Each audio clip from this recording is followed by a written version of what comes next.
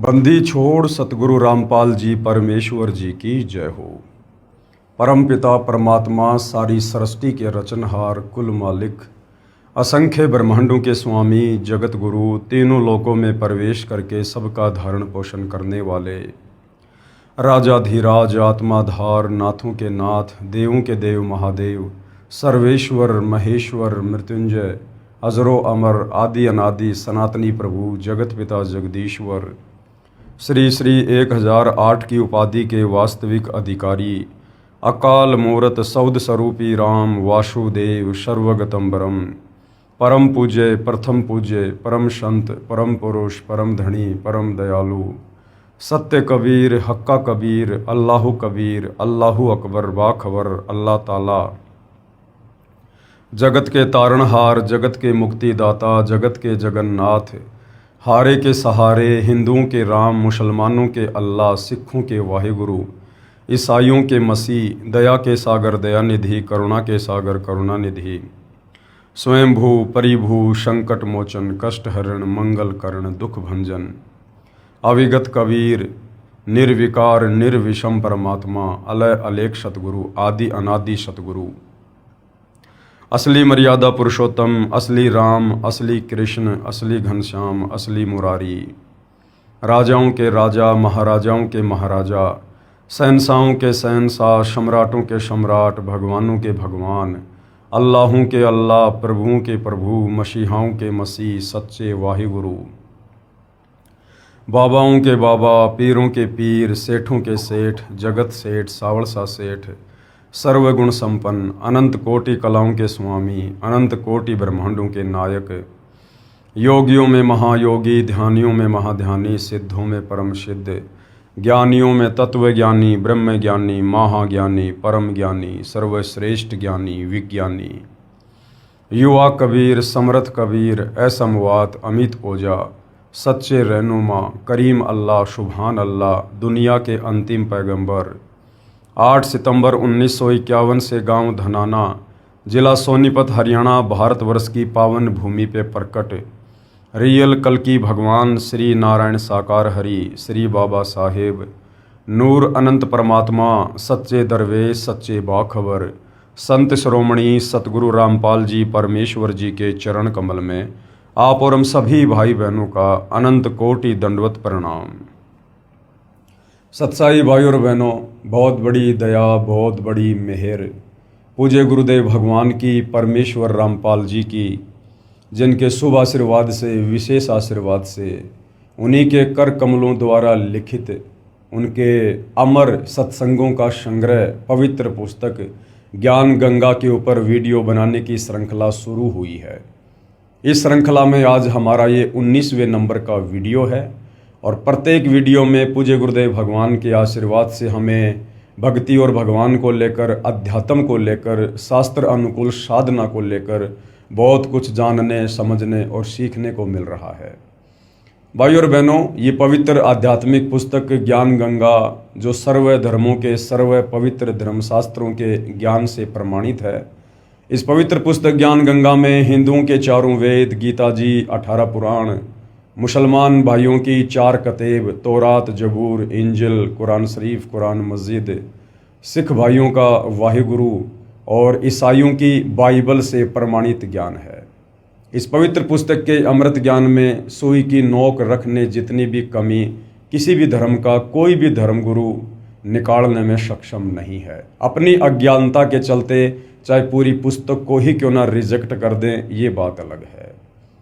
तो भाई और बहनों, यदि इस कलयुग की बिचली पीढ़ी में मोक्ष के प्राइम टाइम में यदि आत्मा का कल्याण संभव है तो सिर्फ और सिर्फ पवित्र पुस्तक ज्ञान गंगा को पढ़कर ज्ञान को समझकर और इस पवित्र पुस्तक के लेखक परम संत पूर्ण ब्रह्म परमेश्वर सतगुरु रामपाल जी से उपदेश प्राप्त करके और आजीवन मर्यादा में रहकर करने से ही संभव है। तो भाई और बहनों, सबसे पहले हमने सृष्टि रचना को जानना और समझना बहुत ज़रूरी होता है, क्योंकि जिस प्रकार हम कोई मकान खड़ा करने की सोचते हैं उससे पहले हम नींव भरते हैं और नींव बहुत ही मजबूत भरते हैं। फाउंडेशन जितना मजबूत होगा मकान उतना ही दृढ़ता से सुरक्षित बनेगा। इसी प्रकार ये जो सृष्टि रचना है ये अध्यात्म की मूल है, भक्ति मार्ग का फाउंडेशन है। यदि आपको सृष्टि रचना का ज्ञान नहीं है या आधा अधूरा ज्ञान है या आपको सृष्टि रचना का ज्ञान सुनकर भी उस पर विश्वास नहीं होता है तो आप भले पूर्ण संत से उपदेश लेकर भक्ति शुरू कर दीजिए, आप जी भक्ति को सफल नहीं कर पाएंगे। और जब आप सृष्टि रचना को सुनेंगे, पढ़ेंगे और फिर सर्व धर्मों के पवित्र धर्मशास्त्रों से उसको प्रमाणित होता हुआ देखेंगे तो फिर आपके मन में किसी भी प्रकार की शंका की गुंजाइश नहीं रह जाएगी। तो भाई और बहनों, यदि आवश्यकता है तो सिर्फ सतगुरु रामपाल जी के प्रवचन सुनने की या उनके द्वारा लिखित पवित्र पुस्तकों को पढ़कर समझने की। उसके बाद मोक्ष का रास्ता जो आज से पहले पहाड़ से भी ज़्यादा भारी था, अब आपके लिए पहली कक्षा का कायदा बन जाएगा। यदि कुछ प्राप्त करना सबसे ज़्यादा आसान है तो केवल मोक्ष है। कब? जब हमें ज्ञान समझ में आ जाएगा और हमें विश्वास हो जाएगा कि सतगुरु रामपाल जी हमें जो सूक्ष्म ज्ञान दे रहे हैं, जो तत्व ज्ञान दे रहे हैं, जो सृष्टि रचना उन्होंने बताई है और सर्व धर्मों के पवित्र धर्मशास्त्रों से प्रमाणित करके दिखाई है, उसके बाद भाई और बहनों मोक्ष में किसी प्रकार की कोई संशय नहीं है। और ये मनुष्य जन्म हम केवल मोक्ष प्राप्ति के लिए ही मिलता है। बाकी 184 योनियाँ हैं, आप जी देख सकते हैं। जितनी बुद्धि परमेश्वर ने सोचने समझने की, तर्क वितर्क की, सलाह मशवरे की, आत्मचिंतन की, मंथन की हम मनुष्यों को दी है, अन्य 184 योनियों में किसी भी पशु पक्षी कीट पतंग को प्राप्त नहीं है। क्योंकि 84 लाख योनियां भोगने के बाद परमेश्वर हमें एक मनुष्य जन्म उपलब्ध करवाते हैं और इस मनुष्य जन्म का मुख्य मकसद होता है पूर्ण संत की तलाश करके, उनसे उपदेश प्राप्त करके, उनकी भक्ति करके और इस काल के 21 ब्रह्मांड से बाहर निकलकर शतलोक जाने के लिए हमें ये अनमोल मनुष्य चोला मिलता है। और यदि हमने इस मनुष्य जन्म को प्राप्त करके, जो बहुत ही अनमोल है, बहुत कीमती है, यदि हमने मोक्ष प्राप्त नहीं किया, जन्म मरण के चक्कर से बाहर नहीं निकले, 184 योनियों की पीड़ाओं से बाहर नहीं निकले, तो भाई और बहनों फिर इस प्रकार की पीड़ाएं हमें अनंत युगों के लिए फिर से यही काल के 21 ब्रह्मांडों में भोगनी पड़ेगी। तो मनुष्य जन्म प्राप्त करके भी यदि किसी ने अपनी आत्मा का कल्याण नहीं करवाया तो संत भाषा में कहते हैं कि धिक्कार है उसकी माता को जिससे उसका जन्म हुआ। तो भाई और बहनों, आप सतगुरु रामपाल जी के ज्ञान को YouTube पर सत्संग सुनकर या फिर पवित्र पुस्तक ज्ञान गंगा को गूगल से डाउनलोड करके PDF के रूप में पढ़िएगा, या सतगुरु रामपाल जी के सत्संग और पुस्तकें पढ़ने के लिए आप उनकी वेबसाइट www.jagatgururampalji.org पर भी सर्च कर सकते हैं। तो भाई और बहनों, इस पवित्र पुस्तक पर 18 वीडियो बन चुके हैं। आज हमारा ये 19वें नंबर का वीडियो है। हमने सृष्टि रचना के विषय में जाना, समझा। उसके बाद सर्व धर्मों के पवित्र धर्मशास्त्र उस सृष्टि रचना को प्रमाणित कर रहे हैं। इसको देखकर सुनकर हमारे को दृढ़ विश्वास हुआ। और उसके बाद जिन जिन महापुरुषों को कबीर परमात्मा स्वयं सतलोक से चलकर पृथ्वी पर प्रकट होकर तत्वदर्शी संत या जिंदा बाबा के रूप में मिले, उनको अपना ज्ञान समझाया, सृष्टि रचना से परिचित करवाया, उनकी आत्मा को शरीर से निकालकर सतलोक लेकर गए, सर्व ब्रह्मांडों से परिचित करवाया, उनका ज्ञान योग खोला।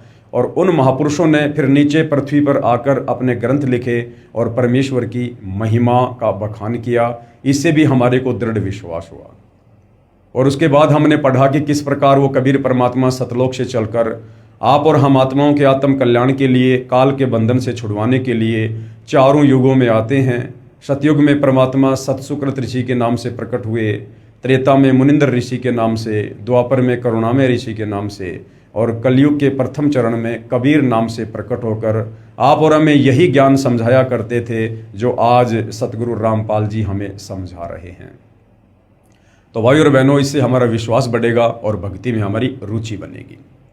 तो भाई और बहनों, जब ऐसे परम संत इस धरती पर आते हैं, प्रकट होते हैं, हम आत्माओं के उपकार के लिए, हमारे उद्धार के लिए, और यदि फिर उन संतों के साथ बेअदबी की जाती है या उनके साथ ईर्ष्या रखी जाती है, घृणा की जाती है, तो फिर वो आत्माएं किस कदर परमात्मा के दरबार में दंड का भागी बनती है। आज हम इस विषय को लेकर जो इस पवित्र पुस्तक में लिखा हुआ है, जो टॉपिक है संत सताने की सज़ा, आज हम इसके ऊपर विचार करेंगे और समझेंगे और हम किसी भी संत का अनादर करने से बचेंगे ताकि हमारे पाप कर्म बढ़ने से बचें और हम परमात्मा के दंड के भागी बनने से भी बचें।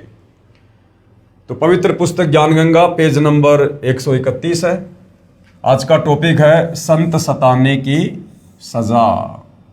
जो संत दुनिया के उपकार के लिए, उद्धार के लिए जगत के तारणहार बनकर यहाँ पर प्रकट होते हैं, और यदि उन संतों के साथ में बेअदबी की जाती है, उनको ना पहचान कर या फिर काल प्रेरणा से लोगों के या अज्ञानी धर्मगुरुओं के बहकावे में आकर फिर उन आत्माओं को किस कदर सज़ा भोगनी पड़ती है, तो आप और हमें सचेत करने के लिए परमेश्वर जी ने अपनी पवित्र पुस्तक ज्ञान गंगा में ये सब कुछ लिखा है। आदरणीय गरीबदास साहिब जी का जन्म पावन गांव छुडानी, जिला झज्जर में श्री बलराम जी धनखड़ के घर हुआ। हालांकि भाइयों और बहनों, आदरणीय गरीबदास जी कोई सामान्य व्यक्ति नहीं थे, किसी माँ के गर्भ से जन्म लेकर आए हुए कोई साधारण व्यक्ति नहीं थे। वे स्वयं कबीर परमेश्वर थे, कबीर भगवान थे, सारी सृष्टि के मालिक थे। आप और हम आत्माओं को जो इस काल के जाल में फंसी हुई हैं, इन्हें समझाने के लिए समय समय पर तरह तरह की भूमिका करते हुए धरती पर प्रकट होते रहते हैं।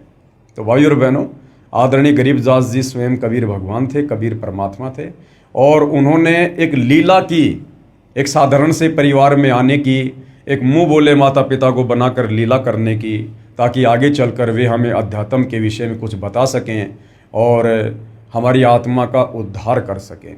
जिस प्रकार आपने सुना होगा कबीर परमेश्वर जी की कथाओं में, परमेश्वर रामपाल जी के प्रवचनों में, कि 650 साल पहले कबीर परमेश्वर जी के नाम पर बादशाह सिकंदर लोदी के धार्मिक गुरु शेख तकी ने पूरे भारतवर्ष में चिट्ठियां डलवा दी थी कि कबीर नीरू पुत्र काशी वाला भंडारा करेगा और सबको एक एक दोहर, एक एक मोहर देगा। 18 लाख व्यक्ति, साधु संत महात्मा बनारस में इकट्ठे हो गए और उस समय कबीर परमेश्वर जी ने एक लीला की, अपना ही एक दूसरा रूप बनाया केशव बंजारे का, और उस भंडारे में आकर बैठ गए और सारी व्यवस्था 18 लाख लोगों के लिए पल भर में कर दी। भंडारा शुरू हो गया। उसके बाद लोग पूछने लगे कि ये भंडारा किसने शुरू किया है, तो बताया कि कबीर जी के पगड़ी बदल एक मित्र हैं, उनके लंगोटिया मित्र हैं, उन्होंने ये भंडारा शुरू किया है। अब भाइयों और बहनों, थे स्वयं कबीर परमात्मा ही जो केशव बंजारा का रूप बनाकर और वहाँ पर सारी व्यवस्था भंडारे की कर रहे थे, लेकिन उन्होंने अपने आप को छुपाया। और जब उनसे पूछा गया दिल्ली के बादशाह सिकंदर लोदी के द्वारा कि आप कौन हैं और कबीर जी के क्या लगते हैं, तो केशव बंजारे के रूप में कबीर परमेश्वर ने कहा कि मैं उनका पगड़ी बदल यार हूँ, और उन्होंने मेरे पास में एक छोटी सी चिट्ठी भेजी थी कि एक छोटा सा भंडारा है, कुछ व्यवस्था करनी है, आप जी सामान लेकर आ जाना। तो भाइयों और बहनों, इसी प्रकार आज से 300 साल पहले कबीर परमात्मा सतलोक से चलकर पहले आदरणीय गरीबदास जी के रूप में सांसारिक दिखावे में लोगों की चरम दृष्टि को धोखा देते हुए कि ये तो माँ के गर्भ से जन्म लेकर आए हैं, इस प्रकार से परमेश्वर सूक्ष्म रूप में, शिशु रूप में प्रकट होकर अपनी लीला शुरू कर देते हैं। और जब ये परमेश्वर लीला में आयु में 10 वर्ष के हो जाते हैं, उसके बाद वही कबीर परमात्मा अपना दूसरा रूप बनाकर जिंदा बाबा वाला सतलोक से प्रकट होते हैं और फिर आमने सामने बातें होती हैं। ये सारा का सारा खेल, ये सारी की सारी लीला, ये डबल रोल आप और हम आत्माओं को अध्यात्म को समझाने के लिए परमेश्वर जी ने किया। तो आदरणीय गरीबदास जी को ये तत्व ज्ञान हो जाने के बाद फिर हम ये नहीं कह सकते कि उनका जन्म हुआ था। वे प्रकट हुए थे और परमेश्वर प्रकट ही होते हैं, क्योंकि वो उस समय सतगुरु की भूमिका में थे। और कहते ना सतगुरु जननी जने जाके माना बाप, पिंड ब्रह्मंड से रहित है ना वहाँ तीनों ताप। तो आदरणीय गरीबदास साहिब जी का प्राकाटे पावन गांव छुडानी, जिला झज्जर में श्री बलराम जी धनखड़ यानी जाट जाति से थे, उनके घर पर हुआ। आप जी को पूर्ण ब्रह्म कबीर परमेश्वर यानी कबीर देव सतलोक यानी जिसको रित धाम भी कहते हैं, वहाँ से चलकर सन 1727 में सह शरीर आकर मिले थे। तथा आप जी के शरीर को, आप जी के यहाँ पर जीव लिखा हुआ है, हम परमेश्वर के शरीर के लिए जीव शब्द का प्रयोग नहीं कर सकते हैं, क्योंकि परमेश्वर जीव रहित होते हैं, उनका नूरी शरीर होता है, तेजपुंज का शरीर होता है। तो एक साधारण सी लीला करते हुए लोग दिखावे में तो हम यही कहेंगे कि उनके जीव को शतलोक लेकर गए, लेकिन वास्तविकता कुछ और है जो आपको बता दी गई है। तथा आप जी के जीव को शतलोक लेकर गए थे। पीछे से परिवारजनों ने गरीबदास जी को मृत जानकर चिता पर रख दिया था। उसी समय कबीर देव ने आप जी का जीव वापस शरीर में प्रविष्ट कर दिया। उसके पश्चात आदरणीय गरीबदास जी भी परम पूज्य कबीर देव, कबीर परमेश्वर की आंखों देखी महिमा जन जन को सुनाने लगे। जो भी दुखी प्राणी आप जी से उपदेश प्राप्त करता वही सुखी हो जाता। आप जी की बढ़ती महिमा तथा तत्व ज्ञान के सामने अन्य गुरुओं आचार्यों के अधूरे ज्ञान की पोल खुलने से आसपास के सर्व अधूरे ज्ञान युक्त गुरुजन आचार्यजन आप जी से अत्यधिक ईर्ष्या करने लगे। आसपास के मुख्य मुख्य चौधरियों को उल्टी पट्टी पढ़ा दी, जिससे आसपास के गांव के आम व्यक्ति प्रभु कबीर जी के प्यारे बच्चे आदरणीय गरीबदास जी से घृणा करने लगे। दिल्ली के बाजिदपुर गांव में आपका एक शिष्य था, उससे भी पूरा गांव ईर्ष्या करता था, क्योंकि भाई और बहनों, जो भगत अपने गुरु के नक्शे कदम पर चलेगा उसके साथ वही होगा जो शुरुआत में उसके गुरु के साथ होता है। क्योंकि गुरु यहाँ पर स्वयं कबीर होता है, लेकिन एक आम व्यक्ति की तरह भूमिका करता है, एक आम संत का रोल प्ले करता है, होते वे स्वयं परमात्मा ही हैं। और कबीर परमेश्वर जी अपनी वाणी में कहते हैं कि जो मम संत सत शब्द दृढ़ावे वाके संग सब राड बढ़ावे। यानी जो परमेश्वर का भगत होता है और परमेश्वर से प्राप्त ज्ञान को जो आगे बढ़ाता है, उसका प्रचार करता है, तो वो सत ज्ञान होता है, तत्व ज्ञान होता है। वो ज्ञान लोकवेद के विपरीत होता है, इस काल के विचारों के खिलाफ होता है, जिस कारण से काल उस भगतात्मा का विरोध करवा देता है। तो आदरणीय गरीबदास जी जिस प्रकार से एक भगत की भूमिका कर रहे थे, उस भगत की भूमिका में आसपास के जो धर्मगुरु थे, जो शास्त्र विरुद्ध साधना पर जनता को लगाकर रखे हुए थे अपने पेट पोषण के लिए, काल प्रेरणा से उन लोगों ने जनता को गरीबदास जी के विरुद्ध भड़का रखा था। और गरीबदास जी से उपदेश प्राप्त जो भगत थे, जो वास्तव में मर्यादा में रहकर भक्ति करते थे और अपने गुरुदेव के ज्ञान का आगे प्रचार करते थे, उनका भी आसपास के लोग विरोध किया करते थे। तो गरीबदास जी का गांव बाजिदपुर में जो भगत था, उससे भी पूरा गांव ईर्ष्या करता था। उसकी प्रार्थना पर, यानी वाजिदपुर के उस भगत की प्रार्थना पर आदरणीय गरीबदास जी यानी आप जी कुछ दिन वाजिदपुर में ठहरे। उसी समय टिड्डी दल ने आसपास के क्षेत्र में बाजरे की फसल नष्ट कर दी, परंतु आप जी के भगत की फसल को कोई हानि नहीं पहुंचाई। सर्व ग्रामवासी संत गरीबदास जी की महिमा से बहुत प्रभावित हुए तथा ज्ञान को स्वीकार करके अपना आत्म कल्याण करवाया। यानी भाई और बहनों, इस काल के लोक का एक बहुत ही घटिया नियम है। यहाँ पर ज्ञान को जल्दी से स्वीकार करके कोई भी संत की महिमा नहीं करता है, कोई भी संत के आगे घुटने नहीं टेकता है। कब टेकता है? या तो कोई चमत्कार देखता है, या फिर उसके खुद के घुटने टूट लेते हैं हर प्रकार से, फिर वो दुखी होकर संत के सामने घुटने टेकता है। तो वैसे तो बाजिदपुर गांव के लोग संत गरीबदास जी के भगत से भी ईर्ष्या करते थे, लेकिन जब गांव की बाजरे की फसल को टिड्डी दल ने नष्ट कर दिया और संत गरीबदास जी के भगत की फसल को जरा भी नुकसान नहीं पहुंचा, तो इस चमत्कार को देखकर कि भाई वास्तव में इसके गुरु में कोई शक्ति है, और पूरा गांव गरीबदास जी के आगे नतमस्तक हो जाता है। आप जी के आदेश से आपके भगत ने उस बाजरे को पूरे गांव में बांट दिया तथा गरीबदास जी के बार बार मना करने पर भी कुछ बाजरा बैलगाड़ी में डाल दिया। अब भाई और बहनों, आप और हमने शिक्षा लेनी है यहाँ पर। गरीबदास जी का जो भगत था बाजिदपुर का, जो बाजरा बच गया था, उन्होंने गरीबदास जी से प्रार्थना की कि हे गुरुदेव, कुछ बाजरा आप जी छुड़ानी लेकर जाइए। लेकिन गरीबदास जी ने बार बार मना किया। मना करने के बावजूद भी भगत जबरदस्ती करने लगा। भाई और बहनों, ये गलती उस समय वो आत्मा कर सकती थी, क्योंकि उस समय भक्ति का कंप्लीट कोर्स, कंप्लीट मूल ज्ञान, कंप्लीट सृष्टि रचना गरीबदास जी ने किसी को भी नहीं बताई थी, क्योंकि वो समय नहीं था। आज वर्तमान में वो समय आ चुका है और हम उस समय में जन्म लेकर भक्ति भी कर रहे हैं। ये कलयुग की बिचली पीढ़ी है और हमारे गुरुदेव भी तत्वदर्शी संत हैं, जगत गुरु हैं, और हमें ये भी पता है कि जगत गुरु और तत्वदर्शी संत की भूमिका स्वयं कबीर परमात्मा जी ही निभाते हैं। तो भाई और बहनों, वर्तमान में पहली बात तो हमने गुरु के आगे ज़्यादा बातचीत नहीं करनी होती है, गुरु से ज़्यादा सवाल जवाब नहीं करने होते हैं। कहते हैं गुरु के सन्मुख वचन ना कहिए, सो शिष रहनी गहनी सुख लइए। गुरु से हमने फालतू में वाद विवाद नहीं करना चाहिए, और यदि हमने कोई बात करने की आवश्यकता भी पड़ गई तो बहुत ही कम शब्दों में और नीची गर्दन करके, और फिर यदि संत मना कर दे या जो भी आदेश दे दे, हमने दोबारा फिर उनके आदेश से ऊपर होकर प्रार्थना नहीं करनी चाहिए। जैसा भी आदेश गुरुदेव का मिले तुरंत हमने सिरोधार्य करना चाहिए। कहते हैं कुत्ता हूँ गुरुदेव का और पवन दास का नाम, गले प्रेम की जेवड़ी, जहाँ खेचो तहाँ जाऊँ मैं, तो करो तो बावड़ूं और दूर दूर करो तो जाऊं, जो राखूं त्यों ही रहूं, जो देवो सो खाऊं। तो संत एक बार जो कह दे उसमें चाहे हमारे लिए हानि हो चाहे हमारे लिए लाभ हो, हमने उलट कर संत से फिर किसी प्रकार का कोई सवाल जवाब या वाद विवाद नहीं करना चाहिए। लेकिन गरीबदास जी के बार बार मना करने पर भी कुछ बाजरा बैलगाड़ी में डाल दिया तथा कहा कि प्रत्येक पूर्णमासी में आप भंडारा करते हो, कुछ दान आपके दास का भी हो जाएगा।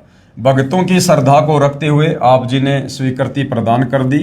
आदरणीय गरीबदास जी के 4 लड़के तथा 2 कन्याएं संतान रूप में थी तथा लगभग 1300 एकड़ जमीन के स्वामी थे। अब भाई और बहनों, कबीर परमेश्वर ना ही तो शादी करते हैं और ना ही कबीर परमेश्वर बच्चे यानी संतान मैथुन क्रिया से उत्पन्न करते हैं। इस काल के लोक में जो व्यवस्था इस काल बलि ने बना रखी है, इस हिसाब से कबीर परमात्मा यहाँ पर आप और हमारी चरम दृष्टि को धोखा देते हुए इस प्रकार की लीला करते हैं। और जो बच्चे वे उत्पन्न करते हैं वो उनके वचन के होते हैं, उनके शब्द के होते हैं। वो बच्चे परमात्मा मैथुन क्रिया करके यानी पति पत्नी व्यवहार करके पैदा नहीं करते हैं। हालांकि परमेश्वर की लीलाएं बहुत अजब गजब होती हैं। सामने जो स्त्री होती है, जो परमेश्वर की पत्नी की भूमिका में होती है, उसे तनिक भी महसूस नहीं होता है कि ये मेरे पति हैं या फिर वास्तव में परमेश्वर हैं। उस स्त्री को ऐसा ही लगता है जैसे एक आम स्त्री के साथ उसका पति शारीरिक संबंध बनाता है। लेकिन भाई और बहनों, परमेश्वर की गति को हम नहीं जान सकते। कहते हैं नामा और रैदास रसीला, कोई न जाने अवगत की लीला। इस परमेश्वर की गति को कोई नहीं जान सकता है। तो हमने उनके ज्ञान को समझकर ही हमने ये विश्वास करना होता है कि कबीर परमेश्वर जी के जो गुण हैं, जो लक्षण हैं और उनका जो तेज पुंज का शरीर होता है, वो इस प्रकार से पति पत्नी व्यवहार करके बच्चे उत्पन्न करने का नहीं होता है। और ना ही वो परमात्मा इस प्रकार का गंदा कर्म कभी करते हैं। उनके आसपास इस प्रकार की सोच भी नहीं होती है। तो गरीबदास जी के जो 4 लड़के और 2 लड़कियां थी, वो उनके वचन के बच्चे थे, लेकिन सांसारिक दृष्टि में उनको उनके बेटा बेटी ही बोला जाता है। उसी बैलगाड़ी में बैठकर आप गांव छुडानी को चल पड़े। रास्ते में गांव कानोदा के पास बैलगाड़ी पहुंचते ही पहले से सुनियोजित षड्यंत्र स्वार्थी गुरुओं आचार्यों ने संत गरीबदास जी को घेर लिया, सर्व बाजरा लूट लिया तथा उसी गांव के चौधरी छाजूराम छिकारा को सूचना कर दी कि वो हिंदू धर्म का द्रोही पकड़ लिया है। गरीबदास जी ने मना किया था कि भैया बाजरा मत दे, बाजरा मत दे। गरीबदास जी को पता था कि यह व्यर्थ में जाएगा, क्योंकि संत अंतर्यामी होते हैं, जानी जान होते हैं। लेकिन भगत ने फिर भी जिद की और जबरदस्ती बैलगाड़ी में बाजरा डाल दिया। वो बाजरा उन षड्यंत्रकारी लोगों ने लूट लिया। वो बाजरा भंडारे में नहीं लग पाया। और क्या किया? स्वार्थी गुरुओं आचार्यों ने संत गरीबदास जी को घेर लिया, सारा बाजरा लूट लिया तथा उसी गांव के चौधरी छाजूराम छिकारा को सूचना कर दी कि वह हिंदू धर्म का द्रोही पकड़ लिया गया है। आज सतगुरु रामपाल जी के साथ भी उनको ना पहचान कर, एक आम व्यक्ति मानकर, आम संत जानकर, उनके साथ भी काल प्रेरणा से ये आचार्य, धर्मगुरु और आम जनता के लोग जिनका थोड़ा बहुत कोई स्वार्थ होता है, वो वही व्यवहार कर रहे हैं जो गरीबदास जी के साथ हो रहा था।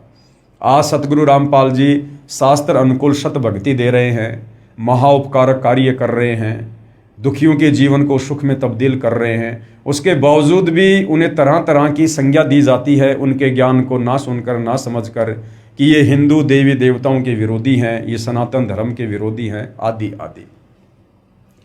चौधरी छाजूराम जी के आदेश से चौपाड़ में बांध दिया गया। अब आदरणीय गरीबदास जी को चौधरी जी के आदेश से गांव की चौपाल में बांध दिया गया। अब देखना भाइयों और बहनों, संत को सताने की कितनी बड़ी सजा मिलती है। जैसे वर्तमान में पूर्ण संत की भूमिका सतगुरु रामपाल जी कर रहे हैं, इनके अलावा धरती पर और कोई पूर्ण संत नहीं है। और जिस प्रकार से 2006 में करोथा कांड हुआ, सतगुरु रामपाल जी को सताया गया, 21 महीने उनको जेल हुई, बेवजह उनको यातनाएं दी गई।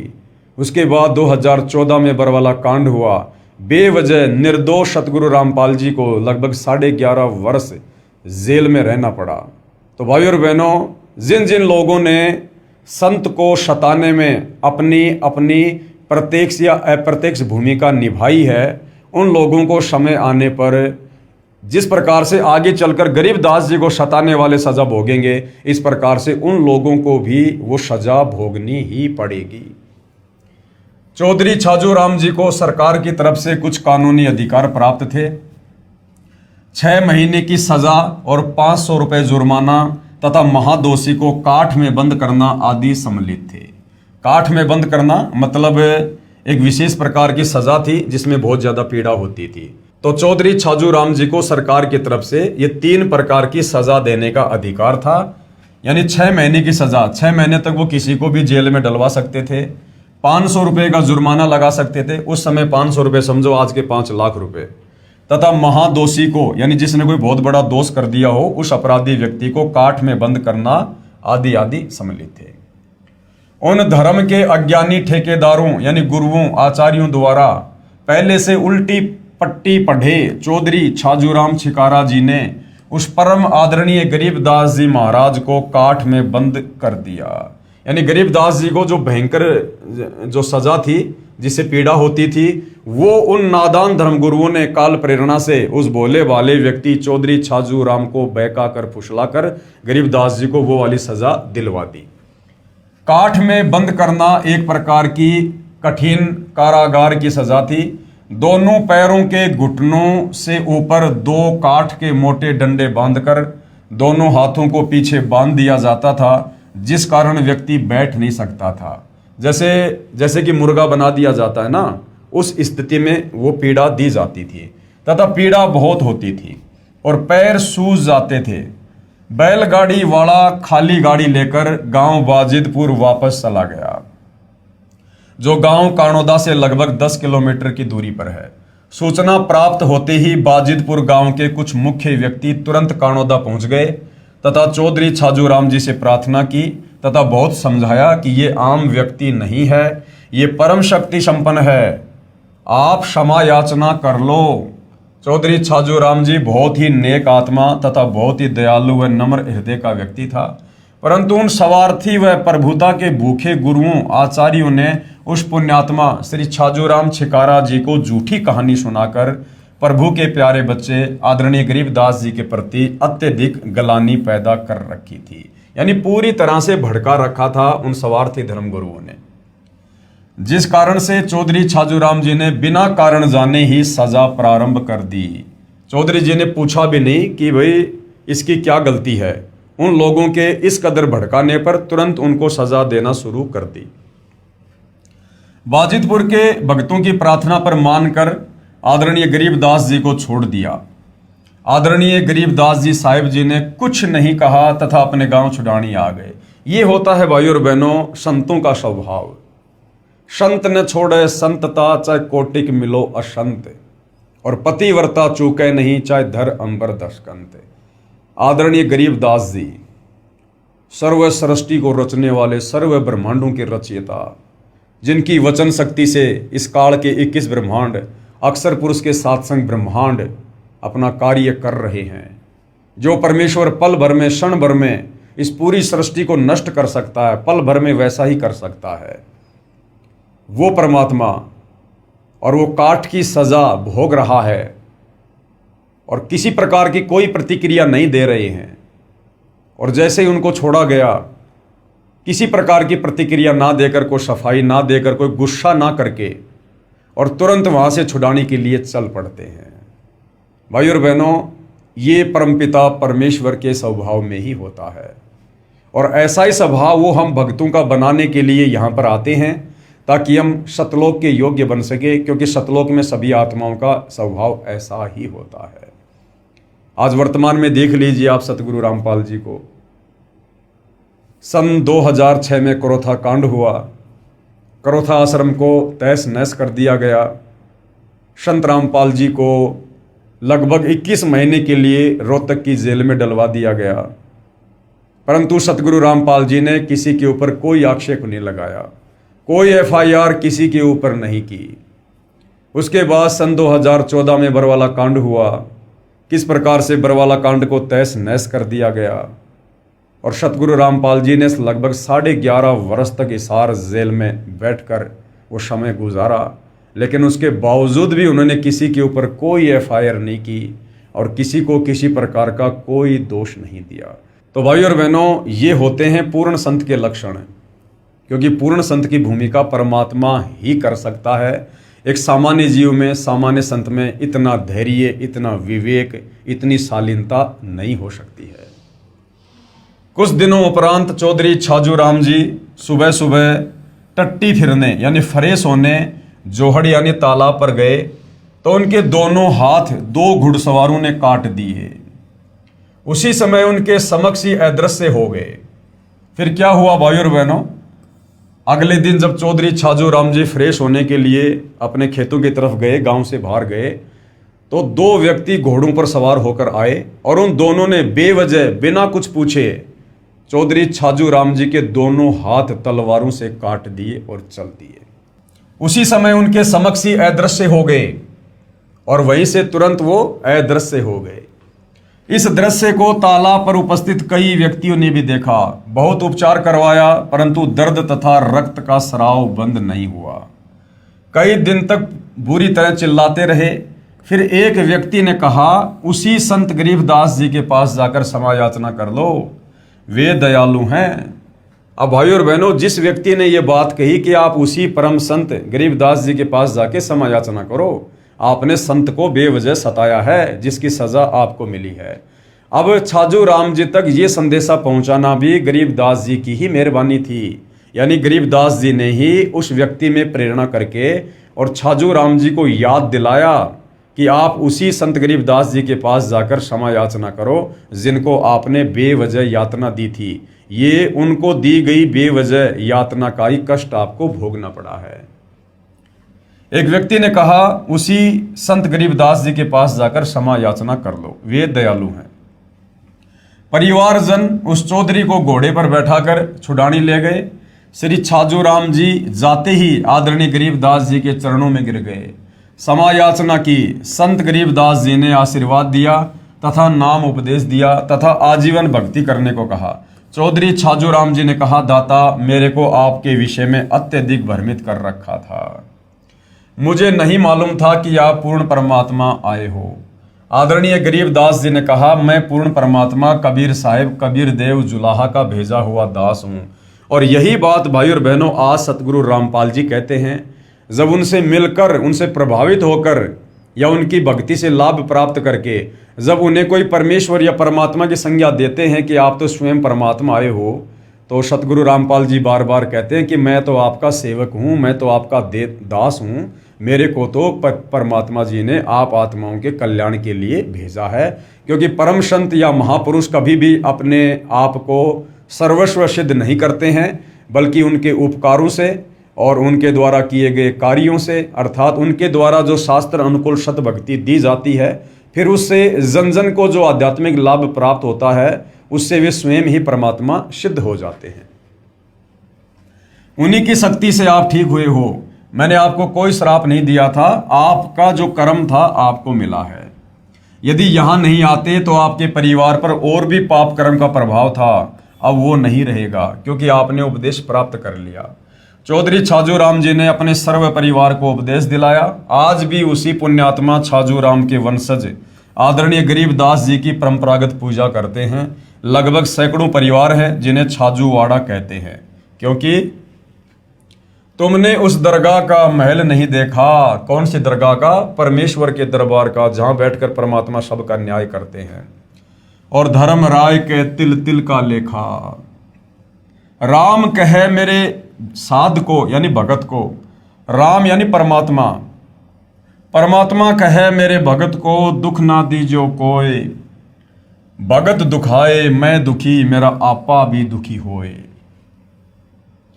हिरण्यकशिपु उदर विदारिया यानी हिरणाकुश का परमात्मा ने नरसिंह रूप धारण करके पेट फाड़ा था।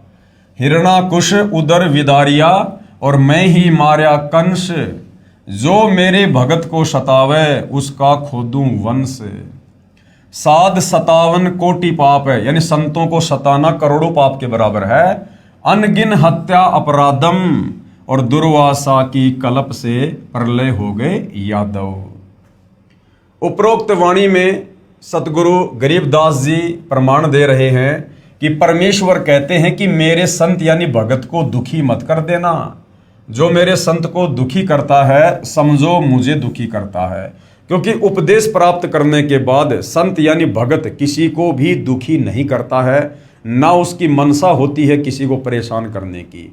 और ऐसे पुण्यात्मा के साथ यदि कोई बदतमीजी करता है, बेअदबी करता है, उसको दुखी करता है, तो समझो कि वो परमात्मा को ही दुखी कर रहा है। और परमात्मा के साथ पंगा लेने वाले का फिर आने वाले समय में क्या असर होता है ये सर्वविदित है।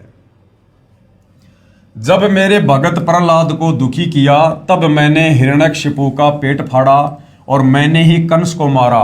और जो मेरे साधु यानी भगत को दुखी करेगा मैं उसका वंश मिटा दूंगा, उसका वंश ही मिटा दूंगा। जैसे दुर्योधन ने यानी कौरवों ने पांडवों को बेवजह दुखी किया, परमेश्वर ने उनका वंश ही मिटा दिया। लंकापति रावण ने श्री रामचंद्र जी को बेवजह दुखी किया, उसकी पत्नी का अपहरण किया, परमात्मा ने रावण का वंश ही समाप्त कर दिया। आज रावण के वंश में कोई दीपक लगाने वाला भी नहीं है। उसके बाद में कंस ने श्री कृष्ण जी को बेवजह दुखी किया, परेशान किया, परमात्मा ने उस कंस का नामो निशान ही समाप्त कर दिया, वंश ही समाप्त कर दिया। इसलिए संत को सताने के करोड़ों पाप लगते हैं। तो भाई और बहनों, जिन जिन लोगों ने परम संत, पूर्ण संत जो भूमिका गरीबदास जी कर रहे थे उससे भी कई गुना ज्यादा अव्वल दर्जे की भूमिका आज सतगुरु रामपाल जी कर रहे हैं। आदरणीय गरीबदास जी भी स्वयं कबीर परमात्मा थे, लेकिन अपने आप को छुपा कर लीला कर रहे थे। सतगुरु रामपाल जी भी स्वयं कबीर परमात्मा हैं, लेकिन अपने आप को छुपा कर लीला कर रहे हैं। तो जिस प्रकार से भाई और बहनों करोथा कांड के समय जिन जिन लोगों ने उनके साथ बेअदबी की है, आगे चलकर उन तमाम लोगों का क्या हशर हुआ, ये आप जी उनके द्वारा लिखित 2 पुस्तकें हैं। एक तो करोथा कांड और दूसरी है भोगेगा अपना किया रे। उसके ऊपर भी मैं वीडियो बना चुका हूं, आप जी सोशल मीडिया पर देख सकते हैं कि किस प्रकार से करोथा के आसपास के गांव वाले, डिग्गल वाले, बागपुर वाले, करोथा वाले, इन गांव वालों को किस प्रकार से असहनीय पीड़ाओं का सामना करना पड़ा। लोगों की अकाल मृत्यु हुई, कोई बीमारी से मरा, कोई एक्सीडेंट से मरा, कोई तड़प तड़प के मरा। जिन लोगों ने करोथा कांड में प्रत्यक्ष या अप्रत्यक्ष रूप में हमले में अपनी भूमिका अदा की थी। उसके बाद 2014 बरवाला कांड, और जिन जिन लोगों ने बरवाला कांड में जैसे भी अपनी भूमिका अदा की, कुछ लोगों के साथ तो उनके द्वारा की गई बेअदबी की सजा उन्हें मिल चुकी है और बाकी लोगों को आने वाले समय में मिलनी बाकी है, क्योंकि ये परमेश्वर का विधान है। तो कहते हैं जो मेरे साधु को दुखी करेगा मैं उसका वंश मिटा दूंगा। इसलिए संत को सताने के करोड़ों पाप लगते हैं। जैसे अनगिन यानी अनंत हत्याएं कर दी हों। ये अनजान लोग परमात्मा के संविधान से परिचित नहीं हैं, इसलिए भयंकर भूल करते हैं और फिर दंड के भागी बनते हैं। साधु सताने को निम्न दंड मिलता है, यानी आध्यात्मिक क्षेत्र में परमात्मा के संविधान के अनुसार किसी साधु संत महात्मा को सताने का कितना दंड मिलता है, क्या दंड मिलता है, यदि वास्तव में कोई साधु है तो यदि एक मनुष्य दूसरे मनुष्य की मृत्यु कर देता है तो उसका अगले जन्म में हत्या करने से पूरा हो जाता है। मान लीजिए आज किसी ने किसी भी कारणवश किसी की हत्या कर दी, तो अगले जन्म में वो अपनी हत्या का बदला चुका देता है। यानी जिसकी हत्या की गई थी, अगले जन्म में वो कोई न कोई मनुष्य जन्म प्राप्त करके और सामने वाले की हत्या करके अपना बदला पूरा कर लेता है। परंतु जिन्होंने संत को सताया है उनका बदला 1 या 2 जन्म में पूरा नहीं होता। लेकिन संत को सताने का बहुत बड़ा दंड है जो अनंत जन्मों में भी पूरा नहीं होता। सतगुरु अपनी वाणी में कहते हैं, अर्धमुखी गर्भवास में हरदम बारंबार। कितनी बड़ी सजा मिलती है संत को सताने वालों को। अर्धमुखी यानी माँ के गर्भ में ऊपर को पैर और नीचे को सर। अर्धमुखी गर्भवास में हरदम बारंबार यानी बारंबार। कब तक? जब तक ये सृष्टि प्रलय में नहीं आएगी तब तक उस व्यक्ति को जिसने संत को सताया है, उस व्यक्ति को 9 महीने माँ के गर्भ में बारंबार नीचे को सर ऊपर को पैर करके नरक कुंड भोगना पड़ेगा और जन्म लेते ही तुरंत उसकी मृत्यु हो जाएगी। फिर वापस उसको माँ के गर्भ में वही सजा। तो ये सजा उसको अनंत बार मिलेगी, बारंबार मिलेगी, जब तक सृष्टि का संहार नहीं हो जाएगा। अर्धमुखी गर्भवास में हरदम बारंबार और झूनी भूत पिशाच की। और अगर योनि भी मिलेगी तो किसकी मिलेगी? भूत या पिशाच की। जब लग सृष्टि संहार, जब तक ये सृष्टि नष्ट नहीं हो जाएगी तब तक उसको इस प्रकार की यातना संत सताने वाले को बारंबार मिलेगी। ऐसी गलती करने वालों को परमेश्वर भिन्न प्राणियों की योनियों में बारंबार माँ के गर्भ में डालते हैं, अर्थात वह जन्म लेते ही बारंबार मृत्यु को प्राप्त हो जाता है। कभी वो सुअरी के गर्भ में आएगा और गर्भ में असहनीय कष्ट भोगेगा और उस सुअरी के गर्भ से जन्म लेते तुरंत किसी न किसी कारण से उसकी मृत्यु हो जाएगी। फिर अगला जन्म परमात्मा उसको कुतिया के जो है गर्भ में डालेगा, फिर कुतिया के गर्भ में वो असहनीय पीड़ा भोगेगा, फिर जन्म लेते ही किसी न किसी कारण से तुरंत उसकी मृत्यु हो जाएगी। इस प्रकार अनंत बार वो माँ के गर्भ में ऐसे ही जन्मेगा और मरेगा और कष्ट भोगेगा। और थोड़ा बहुत यदि उसको जन्म मिला तो भूत या पिशाच की योनि उस व्यक्ति को प्राप्त होती है जो संत को दुखी करता है। अब संत भाई और बहनों कोई तत्वदर्शी संत ही नहीं होता कि भाई किसी गुरु को सताएंगे तो ही जो है हमें यहाँ पर यह दंड मिलेगा। संत यानी भगत, जो भक्ति करता है। अरे तत्वदर्शी संत तो स्वयं परमात्मा होते हैं, लेकिन इस प्रकार की भूमिका करके वो हमें सावधान करते हैं कि जो मेरे से उपदेश प्राप्त करके जो भक्ति करता है और जो किसी को दुखी नहीं करता, और उसके बावजूद भी यदि उसको कोई दुखी करेगा, वो चाहे भगत हो चाहे जगत हो, फिर उसको इस प्रकार की यातनाएं भोगनी पड़ेंगी, वो चाहे भगत ही क्यों ना हो। तो भाइयों और बहनों, हम बेवजह अपनी अज्ञानता के चलते एक दूसरे को दुखी करके सताकर इस प्रकार की सजा मोल ले लेते हैं। परमात्मा किसी का सगा नहीं है। परमेश्वर का विधान चाहे जगत हो चाहे भगत हो, सबके ऊपर समान रूप से लागू होता है। ऐसी गलती करने वालों को परमेश्वर भिन्न भिन्न प्राणियों की योनियों में बारंबार माँ के गर्भ में डालते हैं, अर्थात वह जन्म लेते ही बारंबार मृत्यु को प्राप्त हो जाता है। और जब तक सृष्टि प्रलय नहीं हो जाती तब तक भूत पिशाच की योनि वह माँ के गर्भ में महान कष्ट रखता है, जो बहुत ही दुखदायी होता है। और जब तक क्षमा नहीं मिलती तब तक सताया हुआ संत ही क्षमा नहीं कर देता। और कब तक क्षमा नहीं मिलती भाई और बहनों? जिस संत को उसने सताया है, जिस भगत को उसने दुखी किया है, जब तक वो भगत उसे माफ ना कर दे तब तक भाई और बहनों उस सताने वाले व्यक्ति को, वो चाहे जगत हो चाहे भगत हो, उसको माफी नहीं मिलती है। इस कथा को समझाने के लिए परमेश्वर हमें एक उदाहरण दे रहे हैं। एक बार दुर्वासा ऋषि ने अभिमानवश, ये दुर्वासा कौन थे? वैसे तो दुर्वासा ऋषि जो है ये सतयुग में भी होते हैं, त्रेता युग में भी होते हैं, द्वापर में भी होते हैं, क्योंकि एक प्रकार की सिद्धि होती है जिस सिद्धि से बहुत सारे चोले धारण कर लेते हैं। तो दुर्वासा ऋषि जब सतयुग में थे उस समय राजा अमरीश के साथ उन्होंने बेअदबी की थी और उसकी क्या सज़ा उनको भोगनी पड़ी थी। और द्वापर युग में यही दुर्वासा ऋषि श्री कृष्ण जी के धार्मिक गुरु भी थे। तो जब दुर्वासा ऋषि सतयुग में थे उस समय की ये कथा है। एक बार दुर्वासा ऋषि ने अभिमानवश अम्बरीश ऋषि को मारने के लिए अपनी शक्ति से एक सुदर्शन चक्र छोड़ दिया। सुदर्शन चक्र अम्बरीश ऋषि के चरण छूकर वापस दुर्वासा ऋषि को मारने के लिए दुर्वासा की तरफ ही चल पड़ा। दुर्वासा ऋषि ने सोच लिया कि तूने बहुत बड़ी गलती कर दी है, लेकिन अधिक समय न रहता देख दुर्वासा सुदर्शन चक्र के आगे आगे भाग लिया। भागता भागता श्री ब्रह्मा जी के पास गया और बोला कि हे भगवान, कृपया आप मुझे इस सुदर्शन चक्र से बचाओ। इस पर ब्रह्मा जी बोले कि ऋषि जी, ये मेरे वश की बात नहीं है। अपने सिर पर से बला को टालते हुए कहा कि आप भगवान शंकर के पास जाओ, वे ही आपको बचा सकते हैं। ये सुनते ही दुर्वासा ऋषि भगवान शंकर के पास गया और बोला कि हे भगवान, कृपया करके आप मुझे इस सुदर्शन चक्र से बचाओ।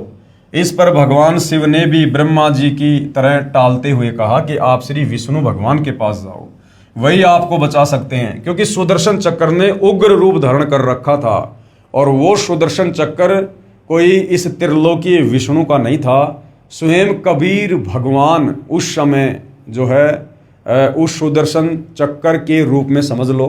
यानी कबीर परमात्मा जी के तेज से ही उस सुदर्शन चक्र ने इतना उग्र रूप धारण किया, जिससे ब्रह्मा जी और शंकर जी भी उस आपत्ति को टालने में जो है समर्थ दिखाई नहीं दिए। ये सुनते ही भगवान विष्णु जी के पास जाकर दुर्वासा ऋषि ने कहा कि हे भगवान, आप ही मेरे को इस सुदर्शन चक्र से बचा सकते हो। अब उधर भाई और बहनों क्या हुआ, कबीर परमात्मा जी ने उधर से विष्णु जी का रूप धारण किया और अलग से विष्णु लोक की रचना की और सर्व देवी देवताओं को अपने पास बैठाकर वहां पर लीला करने लगे। क्योंकि परमात्मा ने अपने भगत की महिमा को संसार में बनाना होता है और ये दिखाना होता है, उदाहरण कोड करना होता है कि सच्ची भक्ति करने वाला भगत यदि उसको कोई सताएगा, दुखी करेगा, तो किस कदर सामने वाले को सजा भोगनी पड़ती है। और साथ में ये भी दिखाया कि आप चाहे कितने बड़े ऋषि हो, चाहे महात्मा हो, यदि आपने भक्ति मर्यादा को तोड़ा और किसी के साथ बेअदबी की तो आपको भी नहीं बख्शा जाएगा। क्योंकि दुर्वासा बहुत बड़ा संत था, योगी था, तपस्वी था, तीनों लोकों में उसका डंका बजता था। ब्रह्मा विष्णु महेश भी उनके नाम से कांपते थे कि कहीं कोई श्राप ना दे दे। और राजा अम्बरीश जो राजा था, लेकिन वो शत भक्ति भगवान विष्णु की करता था, जिस कारण से उस शत भक्ति के प्रभाव से और दुर्वासा ऋषि को भी अपनी जान बचाना भारी पड़ गया।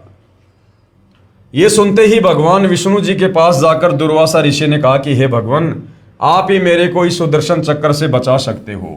देखो, श्री ब्रह्मा जी ने कहा कि भैया मैं नहीं बचा सकता, श्री शंकर जी ने कहा मैं नहीं बचा सकता, तो विष्णु जी फिर क्या हैं? ये तीनों भाई तो हैं, ब्रह्मा विष्णु महेश, और तीनों के पास में बराबर पावर है। तो जब ब्रह्मा जी नहीं बचा पाए सुदर्शन चक्र से, शंकर जी नहीं बचा पाए, तो अगर वो विष्णु उस समय वहां होते तो विष्णु जी कैसे बचा सकते थे? तो उस समय वहां पर विष्णु का रूप धारण करके ये लीलाधर कबीर भगवान सर्व देवी देवताओं को इकट्ठा करके स्वयं ही वहां पर शेषनाग की सैया पर लेट गए। क्योंकि परमात्मा ने बाकी के देवी देवताओं को भी ये दिखाना था, क्योंकि दुर्वासा ऋषि के आगे बाकी के देवी देवता भी डरा करते थे, भयभीत थे। तो परमात्मा ने उन देवी देवताओं का भय भी समाप्त करना था। और दुर्वासा ने कहा कि आप ही मेरे को इस सुदर्शन चक्र से बचा सकते हो, वरना ये मेरे को काट कर मार डालेगा। इस पर भगवान विष्णु जी ने कहा कि हे ऋषि जी, यानी भगवान विष्णु रूप में कबीर परमात्मा ने कहा कि हे ऋषि जी, ये सुदर्शन चक्र आपको क्यों मारना चाहता है? क्योंकि परमात्मा वहां पर बैठे साथ उन 33 करोड़ देवी देवताओं को भी हकीकत से परिचित करवाना चाहते थे। ऋषि ने उपरोक्त सारी कहानी बताई कि ऐसे ऐसे मैं अम्बरीश जी के पास गया था, अम्बरीश अपनी साधना कर रहा था, मैंने उसको ज़बरदस्ती ऐसी ऐसी साधना के लिए कहा तो उसने मना कर दिया बड़े प्यार प्रेम से, लेकिन मैंने गुस्से में आकर और उसको मारने के लिए सुदर्शन चक्र छोड़ दिया और उल्टा ये सुदर्शन चक्र मुझे ही मारने के लिए दौड़ पड़ा। ऋषि ने उपरोक्त सारी कहानी बताई। तब विष्णु जी ने कहा कि हे दुर्वासा, यदि आप उसी अम्बरीश ऋषि के चरण पकड़कर माफी मांगोगे तो ये सुदर्शन आपकी जान बख्श सकता है। कि भैया उसी भगत के पास वापस जा जिसको तूने दुखी किया, परेशान किया, जिसके साथ तूने बेअदबी की, अगर वो माफ करेगा तो तेरा ये कष्ट कटेगा, नहीं तो नहीं कटेगा। परमात्मा काट सकते थे, समर्थ थे, लेकिन मालिक ने उदाहरण पेश करना था ये कि जिसको सताओगे, जब तक वो तुम्हें आत्मा से माफ नहीं करेगा, तुम्हारा वो दंड कभी भी जो है वो कम नहीं होगा। अन्यथा मैं तो क्या, कोई भी देव आपको नहीं बचा सकता, इसका दूसरा कोई विकल्प ही नहीं है। मरता क्या नहीं करता। दुर्वासा ऋषि वापस जाकर अमरीश ऋषि के चरण पकड़कर रोने लगा और माफी मांगी। तब अमरीश ऋषि ने वह सुदर्शन चक्र अपने हाथ में पकड़ दुर्वासा ऋषि को दिया और कहा कि संतों ऋषियों के साथ बेअदबी कभी नहीं करनी चाहिए, उसका परिणाम बहुत बुरा होता है। श्री कृष्ण गुरु कशनी हुई और बचेगा कौन। श्री कृष्ण जी के आध्यात्मिक गुरु थे दुर्वासा जी। अब सोचिए, 3 लोक के भगवान विष्णु जी जो कृष्ण रूप में थे और जिन्होंने दुर्वासा को गुरु बनाया, तो दुर्वासा कितना शक्तिशाली होगा। और कहते हैं संतों के साथ बेअदबी करने पर जब परमात्मा ने दुर्वासा जैसों को भी नहीं बख्शा, तो आम व्यक्ति यदि साधु संतों को दुखी करेगा, परेशान करेगा, तो उनके साथ में क्या बीतेगी। जब श्री कृष्ण जी के गुरुजी दुर्वासा जैसे ऋषियों की ये हालत है, तो आम आदमी कैसे बच सकता है। तो भाई करोथा कांड से लेकर और बरवाला कांड में जिन जिन लोगों ने परम संत सतगुरु रामपाल जी के साथ में बेअदबी की है, उन तमाम भाई बहनों से दास प्रार्थना करेगा कि भाई अति शीघ्र अपने उन महापापों की, गुनाहों की क्षमा याचना कर लीजिएगा। परम संत बड़े दयालु होते हैं और सतगुरु रामपाल जी तो महादयालु हैं। हो सकता है परमेश्वर आप जी को माफ़ कर दें और आप उनसे उपदेश लेकर अपनी आत्मा के कल्याण के लिए भक्ति शुरू करें। अन्यथा परम संत सतगुरु रामपाल जी ने करोथा कांड में जिन जिन लोगों ने उनके साथ बेअदबी की है, उसका परिणाम उन्होंने परमात्मा के विधान अनुसार बता रखा है कि समय आने पर उन लोगों को इतने लंबे लंबे कीड़े पड़ेंगे, इतने लंबे लंबे कीड़े। तो भाइयों और बहनों, अभी समय है, परमात्मा धरती पर है और संत के धरती पर रहते सहते यदि उनको प्रसन्न किया जाए, उनसे माफ़ी मांगी जाए, तो हो सकता है आप उस दंड की सजा से बच सकते हो। अन्यथा साध वचन पलटे नहीं, चाहे पलट जाएं ब्रह्मांड। उसके बाद भाइयों और बहनों, ये पवित्र पुस्तक ज्ञान गंगा पेज नंबर 135। अभी तक हमने अध्यात्म के विषय में जो भी कुछ जाना है इस पवित्र पुस्तक से, सृष्टि रचना से लेकर भक्ति और भगवान की परिभाषा, उसके बाद सर्व धर्मशास्त्रों ने इस भक्ति को प्रमाणित किया है, सृष्टि रचना को समर्थन दिया है। जिन जिन संत महापुरुषों को कबीर परमात्मा सतलोक से चलकर आकर मिले, उन्होंने भी उनकी महिमा गाई है। और भी बहुत प्रकार से हमने इस आध्यात्मिक ज्ञान को समझा है और हमें विश्वास हुआ है। अब उसके बाद में कुछ ऐसे साधु संत यानी ऐसे भगत जो पहले नाम उपदेश प्राप्त करने से पूर्व बहुत ज़्यादा दुखी थे, परेशान थे, हर प्रकार से भटक चुके थे, दुखी हो चुके थे, बहुत सारे साधु संतों की शरण ग्रहण कर चुके थे, परंतु उनके जो 3 ताप के कष्ट थे, जो उनके भाग्य में लिखे हुए कर्म दंड थे, वो मिटने का नाम नहीं ले रहे थे, जिस कारण से उनका जीवन नरक बना हुआ था। और जैसे उनको परम संत सतगुरु रामपाल जी के विषय में पता चला, उन्होंने उनसे उपदेश प्राप्त किया और उनकी भक्ति शुरू की, और किस प्रकार से फिर आगे चलकर परमेश्वर ने उनके कर्म दंड के कांटे निकालने शुरू किए और उनका जीवन सुखी हुआ। इसी कड़ी में कुछ भक्तों ने अपने इंटरव्यू दिए हैं, जिनको पवित्र पुस्तक ज्ञान गंगा में शामिल किया गया है, ताकि उन पुण्यात्माओं के उन इंटरव्यूज को सुनकर और हमें भी सतगुरु रामपाल जी के ऊपर विश्वास हो और उनके द्वारा दी गई भक्ति पर विश्वास हो। विषय है भटकों को मार्ग, यानी जो भटक रहे थे परमात्मा प्राप्ति के लिए, लेकिन कहीं उनको शास्त्र अनुकूल साधना मिल नहीं रही थी, कोई सच्चा संत मिल नहीं रहा था, फिर उनको आगे चलकर किस प्रकार से सच्चा मार्ग मिलता है। भटकों को मार्ग विषय। भगत समाज प्रभु की वास्तविक भक्ति से कोसों दूर है। यानी जो भगत समाज है, केवल भारत देश का नहीं, पूरे विश्व का, जिस देश में वहाँ के धर्मगुरुओं के द्वारा जो भी भक्ति साधना करवाई जाती है, वो शास्त्रों के विरुद्ध है। और उस शास्त्र विरुद्ध साधना को करने के चलते गीता अध्याय 16 श्लोक नंबर 23 और 24 के अनुसार हम भगवान की भक्ति से होने वाले लाभ प्राप्त नहीं कर सकते हैं, जिस कारण से भक्ति करते करते भी भगत समाज दुखी रहता है। तो भाई और बहनों, किस प्रकार से सतगुरु रामपाल जी की शरण में आने के बाद आत्माओं को खुशी मिलती है, लाभ मिलता है, उनके कर्म के कांटे निकलते हैं, आप जी यहां पर देखेंगे। सतलोक आश्रम करोथा, जिला रोहतक, हरियाणा में कबीर परमेश्वर के प्रकट दिवस के उपलक्ष्य में चल रहे 5 दिवसीय 18 से 22 जून 2005 तक सत्संग समारोह में भगत बसंत सिंह सैनी ने अपनी कहानी सुनाई, जो निम्नलिखित है, कृपया ध्यान से पढ़ें। प्रभु प्यासे भगत बसंत सिंह सैनी को मार्ग मिलना। यानी बसंत सिंह सैनी जो गांव गांद्रा, जिला रोहतक, हरियाणा से है, और किस प्रकार से परमात्मा की ये पुण्य आत्मा अपने पूर्व जन्मों के पाप कर्मों के कारण जो कष्ट इनके ऊपर आ रहे थे, उन कष्टों को लेकर ये दर दर की ठोकर खा रहे थे, साधु संत महात्माओं के पास जा रहे थे, जो जैसा समाधान जहां भी बता दिया करता था वहां पर ये पहुंच जाया करते थे, परंतु इनके जो कर्मों के जो कष्ट थे वो समाप्त होने का नाम नहीं ले रहे थे। और इस परिवार की स्थिति ऐसी हो गई थी कि ये परिवार बिल्कुल समाप्ति की कगार पर था। और किस प्रकार से फिर सतगुरु रामपाल जी ने इस प्यारी आत्मा के हाथ को पकड़ा, अपनी शरण में लिया, और किस प्रकार से फिर ये परिवार जो महादुखी था, ये परिवार किस प्रकार से अपने जीवन को अध्यात्म की ऊंचाइयों पर लेकर जाता है। मैं बसंत सिंह सैनी गांव गांद्रा, जिला रोहतक, हरियाणा का रहने वाला हूं तथा पुराना पता मकान नंबर S161 पांडव नगर नजदीक मदर डेयरी, यमुना पार, दिल्ली 92 में रहता था। हमारे परिवार पर मानो दुखों का पहाड़ टूटा हुआ था, फिर भी परमात्मा को पाने की चाहत व दुखों की निवृत्ति के लिए संतों व महंतों के पास आते जाते रहते थे, परंतु कहीं भी दुखों का निवारण नहीं हुआ। हर संत यही कहता था कि बेटा कोई बात नहीं, मैं जो नाम दीक्षा देता हूं उन मंत्रों का जाप कर और जो भी दान धर्म की जो क्रिया है वो कर, तेरे पाप कर्म नष्ट हो जाएंगे। परंतु कुछ दिनों बाद बसंत सिंह सैनी देखता कि मेरे पाप कर्मों में, मेरे उन प्रारब्ध के कर्मों में किसी प्रकार का कोई भी बदलाव नहीं हो रहा है, मैं ज्यों का त्यों दुखी हूं, परेशान हूं, परंतु कहीं भी दुखों का निवारण नहीं हुआ। आखिरकार एक जाने माने संत श्री आसाराम बापू से मिले।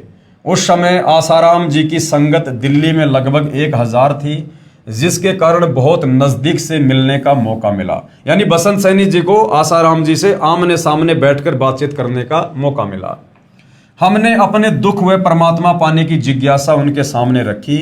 उन्होंने हमें 7 मंत्र दिए, ओम गुरु हरि ओम, ओम ए नमः, ओम नमो शिवाय, ओम नमो भगवते वासुदेवाय ही रामाय नमः व गायत्री मंत्र इत्यादि, जिनमें से एक छांटने के लिए कहा और एक सोहम मंत्र जो श्वास के द्वारा सो अंदर व है बाहर निकालकर जाप के लिए कहा गया।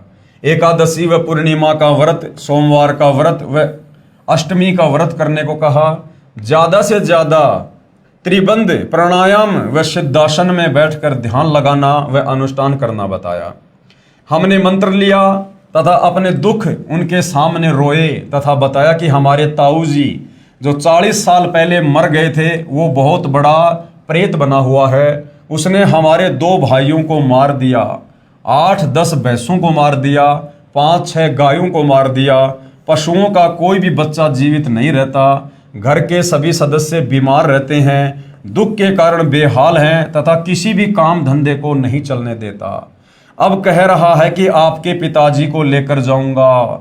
हमने बापूजी से प्रार्थना की कि हमें बचाओ, परंतु 6 महीने बाद वह प्रेत हमारे पिताजी को भी ले गया। यानी आसाराम जी से नाम उपदेश लेने के बाद 6 महीने बाद बसंत सिंह सैनी का ताऊ जो प्रेत बना हुआ था, बसंत सिंह सैनी के पिताजी को भी ले गया, अर्थात उनकी भी मृत्यु हो गई। बापूजी ने कहा कि जो हुआ वह तो होना ही था। पशु आदि व धन की हानि तथा शारीरिक बीमारी तो पाप का भोग है। जो जीव के प्रारब्ध में लिखा होता है वह तो भोगना ही पड़ता है। अगर कर्म में लिखा हुआ भोग भोगना ही पड़ता है तो फिर भक्ति किस लिए? फिर भक्ति करने का क्या फायदा? लेकिन भाइयों और बहनों, तत्व ज्ञान के अभाव में हम भी इन साधु संतों से ज़्यादा जुबान नहीं लड़ाया करते थे और हम ये संतोष कर लिया करते थे कि भाई जो ये कह रहे वो सत्य होगा, मेरे भाग में जो लिखा है वो तो मुझे भोगना ही पड़ेगा। और कहते थे कि आप भक्ति करते रहो। हम परमात्मा प्राप्ति के लिए लगे रहे। बापू जी के समझाने के बाद हम परमात्मा प्राप्ति के लिए पूरी श्रद्धा से लग गए तथा मैंने यानी बसंत दास ने सबसे पहले श्री आसाराम बापू आश्रम दिल्ली में 40 दिन का अनुष्ठान महंत नरेंद्र ब्रह्मचारी की सलाह से किया। इसके बाद 40 दिन के 6 अनुष्ठान आसाराम बापू आश्रम पचेड़ रतलाम मध्य प्रदेश के महंत काका जी की देख रेख में किए।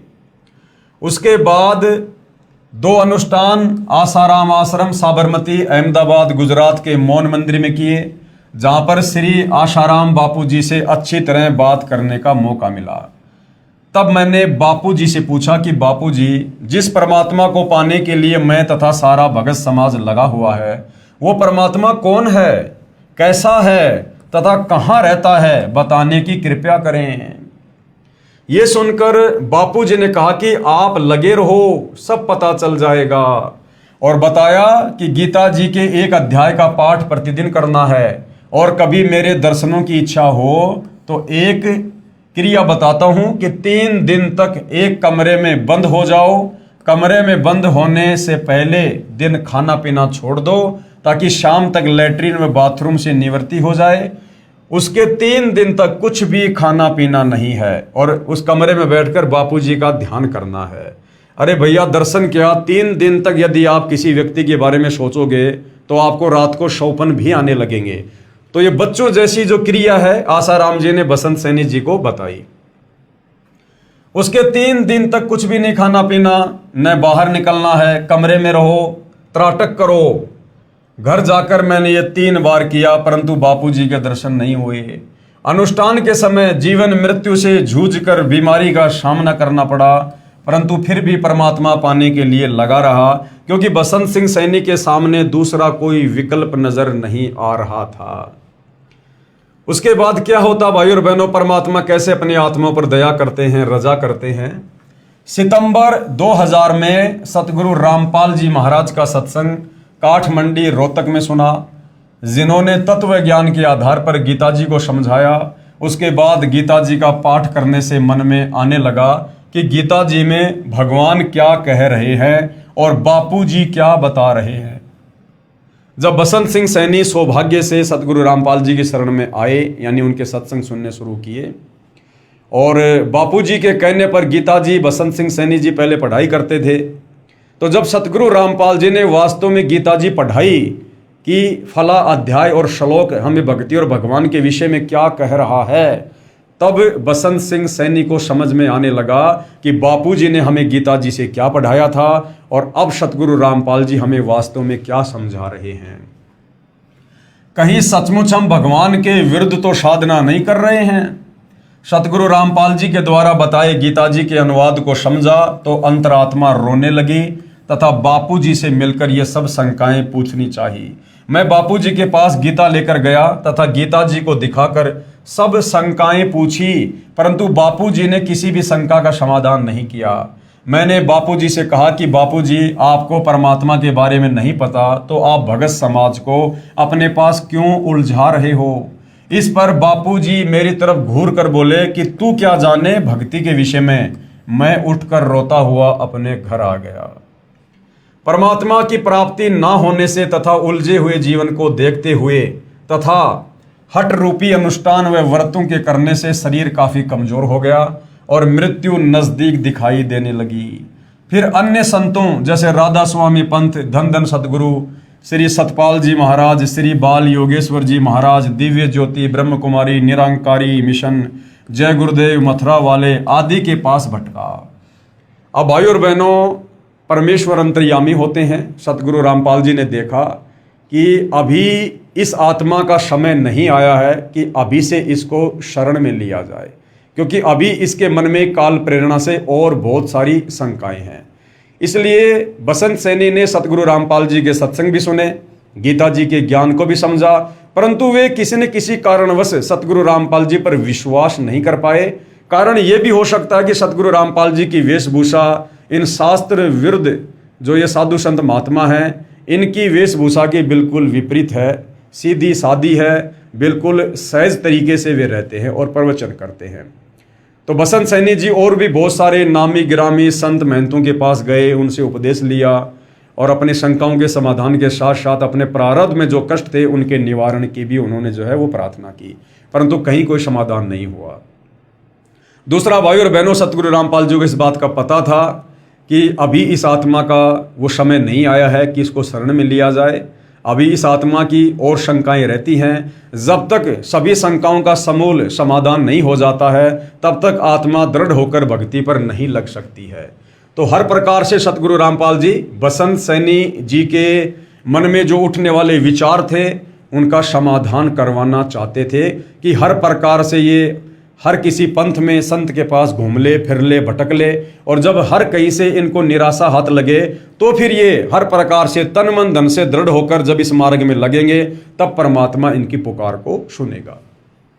परंतु जो निर्णायक ज्ञान सतगुरु रामपाल जी महाराज ने बताया वह उपरोक्त किसी भी संत व पंथ के पास नहीं है।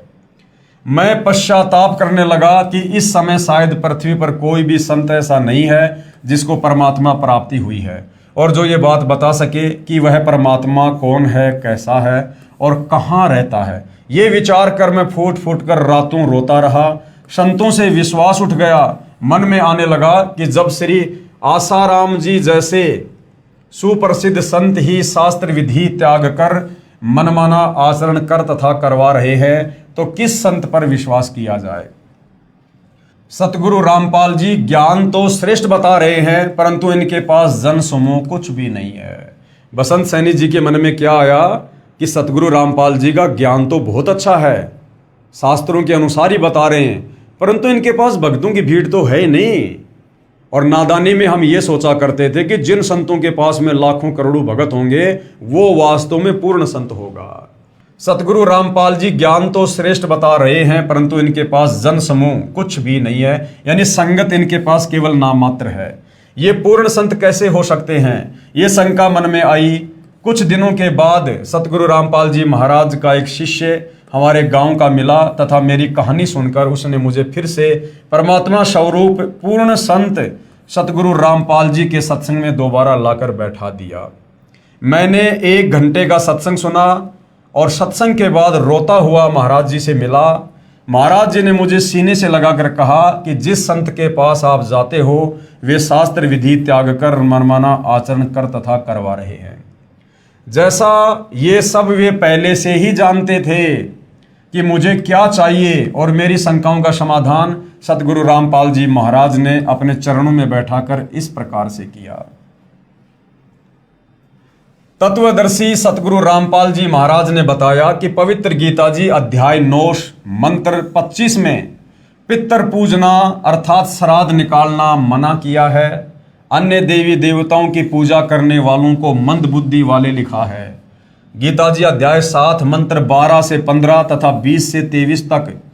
परंतु श्री आसाराम जी श्राद्ध महिमा नामक पुस्तक में श्राद्ध निकालने की श्रेष्ठ विधि बताते हैं।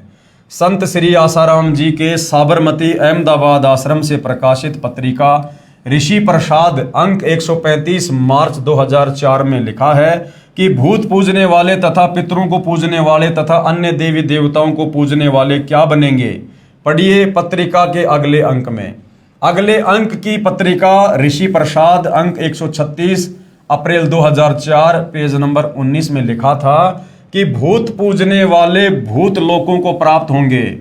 यानी आसाराम जी स्वयं श्राद्ध निकलवाया करते थे और फिर गीता जी के अनुसार ज्ञान भी दिया करते थे कि भूत पूजने वाले भूत बनेंगे, पितृ पूजने वाले पितृ बनेंगे, जबकि श्राद्ध निकालने का मतलब होता है पितरों की पूजा करना। क्योंकि शास्त्र विधि अनुसार साधना ना करके हमारे पूर्वज शास्त्र विरुद्ध भक्ति करके मरने के बाद में प्रेत बने, पितृ बने, भूत बने और पीछे से हमारे ज्ञानहीन धर्म गुरुओं ने उनके श्राद्ध निकलवाने शुरू कर दिए, यानी भूत पूजा शुरू करवा दी। तो श्राद्ध निकालने वाला अपने पूर्वजों के ही पास जाएगा जिस योनि में वो पूर्वज है। तो श्री आसाराम जी ज्ञान तो बताते थे गीता जी के अनुसार और साधना करवाते थे गीता जी के विपरीत, कि भूत पूजने वाले भूत लोगों को प्राप्त होंगे तथा पितृ पूजने वाले पितृ लोगों को प्राप्त होंगे तथा श्री कृष्ण जी के पुजारी भगवान श्री कृष्ण जी के वैकुंठ लोक को प्राप्त होंगे। विचारें, श्री आसाराम जी द्वारा प्रकाशित श्राद्ध महिमा नामक पुस्तक में पितृ पूजने की अच्छी विधि भी लिखी है कि एक श्रेष्ठ क्वालिटी के भूत कैसे बने। यानी श्राद्ध निकालने की अच्छी विधि का मतलब है कि मरने के बाद में अच्छी क्वालिटी का भगत कैसे बना जाए। कृपया सोचें, कोई व्यक्ति ये भी कह रहा हो कि कुएं में गिरने वाले मृत्यु को प्राप्त होते हैं, फिर स्वयं ही कुएं में गिरने का परामर्श भी कर रहा है तथा कह रहा है कि कुएं में गिरने की अच्छी विधि बताता हूं कि दोनों कदम उठाकर एकदम छलांग लगाओ। ये कुएं में गिरकर मरने की श्रेष्ठ विधि है। जो ऐसा नहीं करता वो दोषी है। क्या वह व्यक्ति नेक है? क्या वो साधु संत नेक है? ये भूमिका श्री आसाराम जी संत कर रहे हैं कि एक तरफ तो कह रहे हैं कि पितर व भूत पूजने वाले भूत व पितर बनकर भूत लोक व पितर लोक में जाएंगे जहां पर वे भूखे प्यासे रहेंगे, फिर उनको श्राद्धों द्वारा तृप्त किया जाता है। एक और विचारणीय विषय है कि जब अपने माता पिता जीवित थे तो वे प्रतिदिन कम से कम 2 बार भोजन किया करते थे। अब मृत्यु के पश्चात वे श्री गीता जी के विरुद्ध साधना करके दुखदायी भूत व पितृ योनि को प्राप्त कर चुके हैं। अब एक दिन के श्राद्ध से वे कैसे तृप्त हो सकते हैं? यानी जब वो धरती पर थे, जीवित थे, वो दिन में 2 बार या 3 बार खाना खाते थे, तब जाकर उनकी तृप्ति होती थी। अब भूत बनने के बाद भूत को तो और ज्यादा भूख प्यास लगती है और हम उनका साल में 1 बार श्राद्ध निकाल रहे हैं।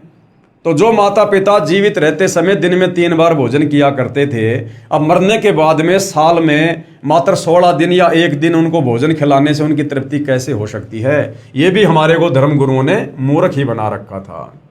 बाकी 64 दिन वो क्या खाएंगे जिसके लिए संत व गुरुजन दोषी हैं, जो भोली भाली आत्माओं को गुमराह कर रहे हैं। शास्त्र ज्ञान से अपरिचित संत ही इस जीव को शास्त्र विधि रहित साधना करवाकर दुखदायी योनियों में डलवाते हैं। श्री आसाराम जी श्री शिव जी की उपासना का मंत्र ओम नमो शिवाय व श्री विष्णु जी का मंत्र ओम नमो भागवते वासुदेवाय बताते हैं। इसी के अतिरिक्त हरि ओम, ओम गुरु आदि नामों में से कोई एक मंत्र अपनी इच्छा अनुसार चुन लेने को कहते हैं तथा सोहम को 2 हिस्से करके श्वास द्वारा सुमरण करना आदि मंत्र देते हैं, जो किसी शास्त्र में प्रमाण नहीं है। यानी 8-10 मंत्र भगत के सामने रख देते हैं और कहते हैं कि अपनी इच्छा से जो आपको अच्छा लगे इनमें से एक मंत्र चूज कर लो, उसका जाप करो। तो सतगुरु रामपाल जी अब क्या समझा रहे हैं कि कितनी बड़ी नादानी और ये सुप्रसिद्ध संत करते हैं। विचार करें, कोई रोगी जिसके पेट में दर्द हो किसी डॉक्टर के पास इलाज के लिए प्रार्थना करे और वो डॉक्टर उसके आगे 6 प्रकार की गोलियां डालकर कहे कि जो तुझे अच्छी लगे इनमें से एक उठा ले, क्या वह वैद्य यानी डॉक्टर हो सकता है? पवित्र गीता जी अध्याय 8 मंत्र 13 में कहा है कि ओम इति एकाक्षरम ब्रह्म व्यवहारण माम अनुस्मरण ये प्रियाति तजन देहम शयाति परमाम गतम।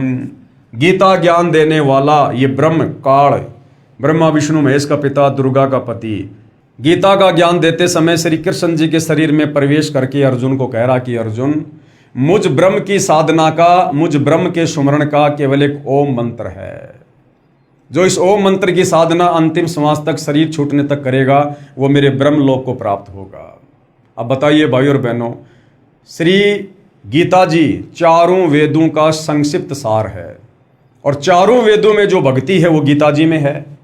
और गीता जी में केवल ये गीता का ज्ञान देने वाला ब्रह्म एक ओम मंत्र का जाप करने की सलाह देता है कि अगर मेरे लेवल की भक्ति करनी है, मुझ काल तक की भक्ति करनी है, ब्रह्म तक की भक्ति करनी है और जन्म मनन में रहना है, लक 84 में भी जाना है, तो भाई आपने केवल एक ओम मंत्र का जाप करना होगा, नथिंग एल्स। इससे नीचे ब्रह्मा विष्णु महेश, देवी देवता, भूत पूजा, श्राद्ध, इनकी कोई भक्ति नहीं करनी। और यदि तुझे पूर्ण मोक्ष वाली भक्ति करनी है, सदा सदा के लिए जन्म मरण के कष्ट से, लक 84 योनि की पीड़ाओं से, नरक से, तपस्या के कष्ट से बचना है, तो गीता ज्ञानदाता ब्रह्म गीता अध्याय 17 श्लोक 23 में कह रहा है ओम तत् सत इति निर्देश ब्रह्मण त्रिविध समर्थ है। कि ये 3 मंत्रों का जाप है जो पूर्ण ब्रह्म पूर्ण परमात्मा का जाप है। और उसके लिए गीता अध्याय 4 श्लोक 34 में कह रहा कि अर्जुन वो मंत्र मेरे पास नहीं है, वो कंप्लीट भक्ति मेरे पास नहीं है पूर्ण मोक्ष वाली। उसके लिए तू किसी तत्वदर्शी संत की खोज कर, तत्वदर्शी संत को भली भांति दंडोत प्रणाम कर, कपट छोड़कर सरलता पूर्वक व्यवहार करके उससे सवाल पूछ, तब वो तत्वज्ञानी महात्मा तुझे उस पूर्ण ज्ञान का उपदेश करेंगे। तो भाई और बहनों, गीता ज्ञानदाता पवित्र गीता जी अध्याय 8 श्लोक 13 में कह रहा कि भाई मेरा तो केवल एक ओम मंत्र का जाप है, जबकि आसाराम जी अपने भक्तों के आगे 6 मंत्र रख रहे हैं कि इनमें से कोई भी एक मंत्र ले लो और इसका जाप करो। इसका शब्दार्थ है कि गीता बोलने वाला ब्रह्म अर्थात काल कह रहा है कि माम ब्रह्म यानी मुझ ब्रह्म का तो इति मानी यह एक ओम एकाक्षरम यानी ओम एक अक्षर है, व्याहरण यानी उच्चारण करके, अनुस्मरण यानी सुमरण करने का, ये यानी जो साधक, तजन देहम यानी शरीर त्यागने तक अर्थात अंतिम श्वास तक, परियाति यानी सुमरण साधना करता है, स यानी वह साधक ही मेरे वाली, परमाम गतम यानी परम गति को याति यानी प्राप्त होता है। और इसकी काल की ब्रह्म की जो परम गति है ओम नाम की साधना से, वो क्या है? गीता अध्याय 8 श्लोक नंबर 16 में कहता है कि वो साधक ब्रह्म लोक में आ जाएगा, मेरे पास महास्वर्ग में आ जाएगा। लेकिन यहां पर अपना कर्म भोग के फिर वापस उसे लक 84 में नरक में और जन्म और मरण के कष्ट में जाना ही पड़ेगा। भावार्थ है कि श्री कृष्ण जी के शरीर में प्रेतवत प्रवेश करके ब्रह्म अर्थात 1000 भुजा वाला ज्योति निरंजन काल कह रहा है कि मुझ ब्रह्म की साधना केवल एक ओम नाम से मृत्यु पर्यंत करने वाले साधक को मुझसे मिलने वाला लाभ प्राप्त होता है। अन्य कोई भी मंत्र मेरी भक्ति का नहीं है तथा अपनी गति को भी गीता अध्याय 7 मंत्र 18 में अनुतमाम अर्थात अति घटिया बताया है। गीता जी अध्याय 7 श्लोक नंबर 18 में ओम नाम की साधना को भी ये काल कह रहा है कि ये घटिया है, यानी पूर्ण मोक्ष मेरे ओम नाम की भक्ति से भी नहीं है। इसी का प्रमाण गीता जी अध्याय 9 मंत्र 20 से 25 में कहा है कि जो तीनों वेदों ऋग्वेद, यजुर्वेद तथा सामवेद में वर्णित विधि द्वारा मेरी साधना करते हैं तथा अन्य देवताओं की पूजा करते हैं, उनकी जन्म मृत्यु तथा स्वर्ग नरक बना रहता है तथा पितृ पूजने वाले यानी श्राद्ध करने वाले पितृ बनकर पितरों को प्राप्त होते हैं। भूत पूजने वाले 13वीं 17वीं वर्षीय अस्थियां उठाकर गंगा आदि में क्रिया करवाकर प्रवाह करवाना, पिंड भरवाना आदि भूत पूजा है। तो भाई और बहनों देख लो, तत्व ज्ञान के अभाव में सदियों से आप और हमारे ये तत्व ज्ञानहीन नादान धर्मगुरु आप और हमारे से भूत पूजा ही करवा रहे थे और हमारे पूर्वजों से शास्त्र विरुद्ध साधना करवाकर उनको भूत योनियों में डलवा दिया और पीछे से उन पूर्वजों के श्राद्ध निकलवा कर हमसे भी जो है भूत पूजा पितृ पूजा करवाई जा रही थी। भूत बनकर भूत लोक में चले जाएंगे, फिर पृथ्वी पर भी भटकते रहेंगे। ये पूजा अविधि पूर्वक यानी शास्त्रों के विरुद्ध अज्ञान पूर्वक मनमाना आचरण है। मनमाना आचरण यानी गीता जी में इस प्रकार की पूजा का, चारों वेदों में इस प्रकार की पूजा का, श्राद्ध निकालना, भूत पूजना, 13वीं 17वीं समाधि पूजना, मंदिर मस्जिद चर्च गुरुद्वारे में जाना, कावड़ लेके आना, पैदल यात्रा करना, इस प्रकार की पूजा का कहीं कोई विधान नहीं है। सीधा सीधा ये काल कह रहा कि मेरी तो एक ओम नाम की साधना है, उसको अंतिम श्वास तक जो जाप करता है वो मेरे ब्रह्मलोक में आता है और ब्रह्मलोक में ओम नाम की साधना का फल भोग कर फिर वापस वो गधा कुत्ता सुअर भी बनता है। इसलिए व्यर्थ है प्रमाण गीता अध्याय 16 श्लोक 23 और 24 में। विशेष यहाँ चौथे अर्थर्वेद का विवरण इसलिए नहीं है कि इसमें पूजा विधि कम तथा सृष्टि रचना अधिक है। चौथा जो वेद है अर्थर्वेद, उसमें सृष्टि रचना का ज्ञान ज्यादा है, धर्म कर्म की जानकारी कम है। इसलिए गीता अध्याय 18 श्लोक 62 में कहा है कि उस परमात्मा की शरण में जाओ। गीता जी अध्याय 18 श्लोक 62। गीता जी का ज्ञान कौन दे रहा है? ये ब्रह्म, ये काल, ब्रह्मा विष्णु महेश का पिता। हिंदू समाज ये मानता है कि श्री विष्णु जी रूप में श्री कृष्ण जी ने ये गीता जी का ज्ञान दिया और हिंदू समाज अपनी अज्ञानता के चलते श्री विष्णु यानी श्री कृष्ण से बड़ा किसी को भगवान नहीं मानता। तो भाई चलो आपकी बात बड़ी करते हैं। वैसे तो गीता जी का ज्ञान श्री कृष्ण जी के शरीर में प्रवेश करके और काल ने दिया है, ब्रह्म ने दिया है। यदि आप श्री कृष्ण जी मान रहे हो, श्री विष्णु जी मान रहे हो, तो भाई आपके श्री विष्णु जी अर्थात श्री कृष्ण जी तो हाथ खड़े कर रहे हैं भक्ति को लेकर, भगवान को लेकर कि भैया मेरे बस की बात नहीं है तुम्हारा जन्म मरण का रोग काटना, तुम्हें गधा कुत्ता सुअर बनने से बचाना, नरक में जाने से तुम्हें बचाना, मेरे बस की बात नहीं है। उसके लिए खुद गीता का ज्ञान देने वाला विष्णु श्री कृष्ण ये खुद अन्य किसी और परमात्मा की शरण में जाने को अर्जुन को सलाह दे रहा है। इसलिए गीता अध्याय 18 श्लोक 62 में कहा है कि उस परमात्मा की शरण में जा, अपने से अन्य किसी और परमात्मा की शरण में जाकर भक्ति करने को अर्जुन को सलाह दे रहा है, जिससे तेरी पूर्ण मुक्ति होगी, यानी तेरा जन्म मरण का रोग समाप्त होगा, तुझे मोक्ष मिलेगा तथा परम शांति तथा शाश्वत स्थान अर्थात सतलोक को प्राप्त होगा, जिस सतलोक को हम छोड़कर आए थे। तथा गीता अध्याय 15 श्लोक 4 में कहा है कि तत्वदर्शी संत मिलने पर उसके बताए अनुसार शास्त्र विधि अनुसार साधना करनी चाहिए।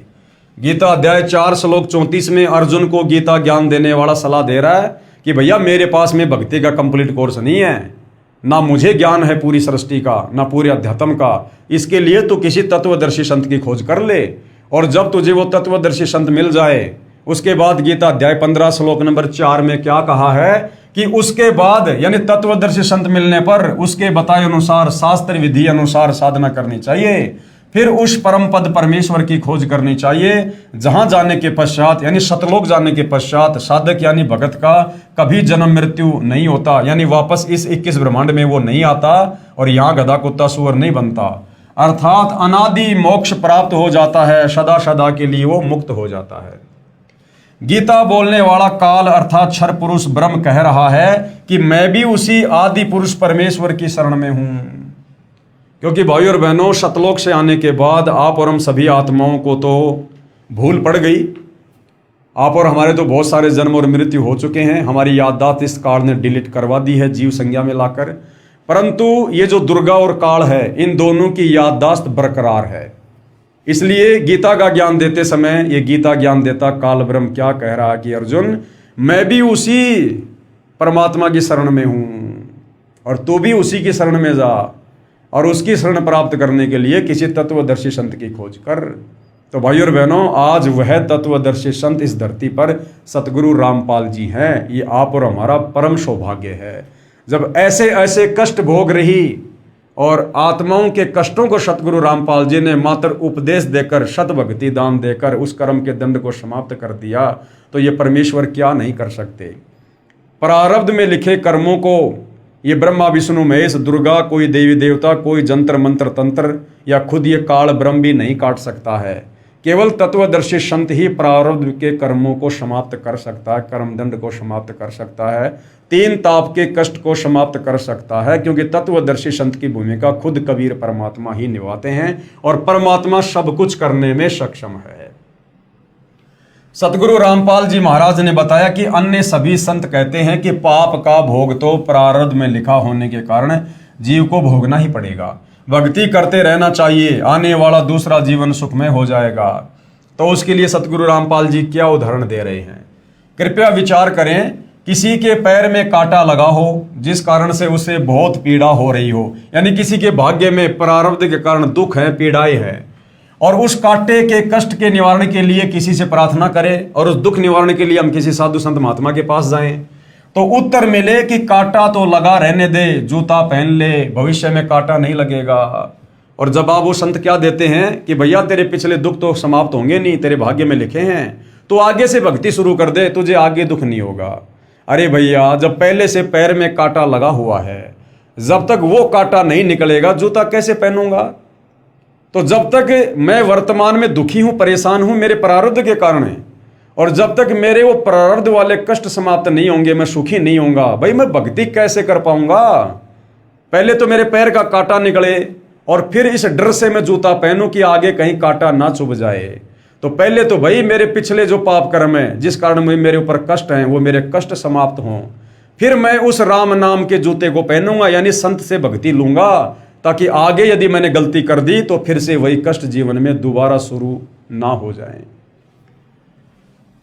तो क्या कह रहे हैं गुरुदेव, किसी के पैर में कांटा लगा हो जिस कारण से उसे बहुत पीड़ा हो रही हो, उस कांटे के कष्ट के निवारण के लिए किसी से प्रार्थना करे, तो उत्तर मिले कि कांटा तो लगा रहने दे, जूता पहन ले, भविष्य में कांटा नहीं लगेगा।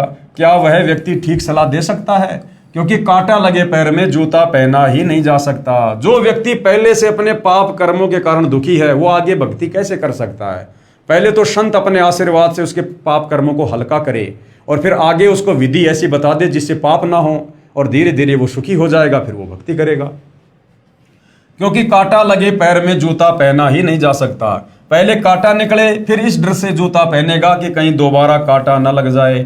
ठीक इसी प्रकार पूर्ण परमात्मा के पूर्ण संत की शरण में आने से, जो संत रूप में खुद परमात्मा ही होते हैं, उस पाप रूपी कांटे का कष्ट समाप्त होता है। फिर साधक यानी भगत पूर्ण प्रभु की शास्त्र विधि अनुसार साधना रूपी जूता इस डर से पहनेगा कि कहीं फिर से कोई पाप रूपी कांटा कष्टदायक ना हो जाए। सभी संतों ने पवित्र गीता जी के अनुवाद में अर्थों का अनर्थ किया है। गीता अध्याय 7 मंत्र 18 व 24 में अनुत्तमाम का अर्थ अति उत्तम किया है तथा अध्याय 18 मंत्र 66 में व्रज का अर्थ आना किया है, जबकि अनुत्तम का अर्थ अति घटिया होता है तथा व्रज का अर्थ जाना होता है। अब क्या है भाइयों और बहनों, तत्व ज्ञान के अभाव में चाहे कोई कितना बड़ा विद्वान हो, कितना बड़ा धर्मगुरु हो, वो ब्रह्मा विष्णु महेश से ऊपर किसी को परमात्मा नहीं मान सकता। इसलिए वो घुमा फिरा के इन्हीं की महिमा करता रहता है, क्योंकि उसे ऊपर की शक्तियों का, ऊपर के भगवानों का ज्ञान नहीं, उसको सृष्टि रचना का ज्ञान नहीं है। जिस कारण से इन्होंने गीता जी के अनुवाद में भी अर्थों का अनर्थ कर दिया। तत्व ज्ञान के अभाव से तथा ज्ञानहीन गुरुओं के कारण ही सर्व भगत समाज शास्त्र विधि रहित साधना करके मनुष्य जीवन व्यर्थ कर रहा है। पवित्र गीता जी अध्याय 16 मंत्र 23-24 क्या कहता है कि शास्त्र विधि को त्याग कर जो मनमानी भक्ति करता है, मनमाने मंत्रों का जाप करता है, मनमानी पूजा पाठ करता है, उसको ना कभी कोई सुख हो सकता, ना उसको भक्ति से सिद्धि मिल सकती, और ना मरने के बाद उसकी गति हो सकती। सर्व पवित्र धर्मों की पवित्र आत्माएं तत्व ज्ञान से अपरिचित हैं, जिस कारण नकली गुरुओं, संतों, महंतों तथा ऋषियों का दाव लगा हुआ है। जिस समय पवित्र भगत समाज आध्यात्मिक तत्व ज्ञान से परिचित हो जाएगा, उस समय इन नकली संतों, गुरुओं व आचार्यों को छुपने का स्थान नहीं मिलेगा। और वो समय भाई और बहनों अब धीरे धीरे आ चुका है। सन 2030-32 के बाद में इन नकली संतों को या तो ये सतगुरु रामपाल जी की शरण में आ जाएंगे, अन्यथा इनको धरती पर छुपने की जगह नहीं मिलेगी। उपरोक्त सच्चाई को आंखों देखकर मैं तथा अन्य परिवार के सदस्य यानी बसंत सिंह सैनी जी कह रहे हैं कि सतगुरु रामपाल जी के सत्संग सुनकर और उनसे ये परामर्श लेकर और आंखों देखकर मैं तथा अन्य परिवार के सदस्य सतगुरु रामपाल जी महाराज के चरणों में लगे हैं। पूरे परिवार में कोई बीमारी नहीं रही, और जो भूत कभी परिवार के किसी सदस्य को मार देते थे, किसी पशु को मार देते थे, काम धंधे को नहीं चलने देते थे, वे घर से ही नहीं गांव से भी भाग गए तथा दूसरे रिश्तेदारों के घर चले गए, जो अब भी श्री आसाराम जी के पुजारी हैं। वहां जाकर भूत कहते हैं कि उनके बसंत सैनी आदि के घर तो परमात्मा का निवास हो गया है, उनको परमात्मा स्वरूप पूर्ण संत मिल गए हैं, अब उनके पास नहीं जा सकते। जिस प्रकार आपके घर में बहुत ज़्यादा मच्छर हैं और आप मार्केट से ऑल आउट खरीद के लाते हो और अपने घर पर लगा देते हो, तो आपके घर से तो मच्छर भाग जाएंगे, फिर वो आड़ोसी पाड़ोसियों के घर में घुसेंगे। इस प्रकार बसंत सैनी ने सतगुरु रामपाल जी का भक्ति रूपी ऑल आउट नाम उपदेश लेकर अपने घर पर लगा लिया, यानी परमात्मा को विराजमान कर लिया। अब जिस घर में समर्थ शक्ति बैठी है वहां पर भूत प्रेत क्या कर सकते हैं? उन्होंने मजबूरीवश वो घर छोड़ना पड़ेगा, और फिर छोड़ेंगे तो क्या करेंगे? आड़ोसी पाड़ोसी रिश्तेदारों के जाएंगे वो। हम उनके पास नहीं जा सकते। वो भूत क्या कहते हैं? हम उनके पास नहीं जा सकते। सतगुरु रामपाल जी से उपदेश के पश्चात हम पूरी तरह से स्वस्थ व सुखी जीवन जी रहे हैं। हमारे परिवार व रिश्तेदारों के लगभग 200 सदस्यों ने सतगुरु रामपाल जी महाराज का उपदेश प्राप्त कर लिया है।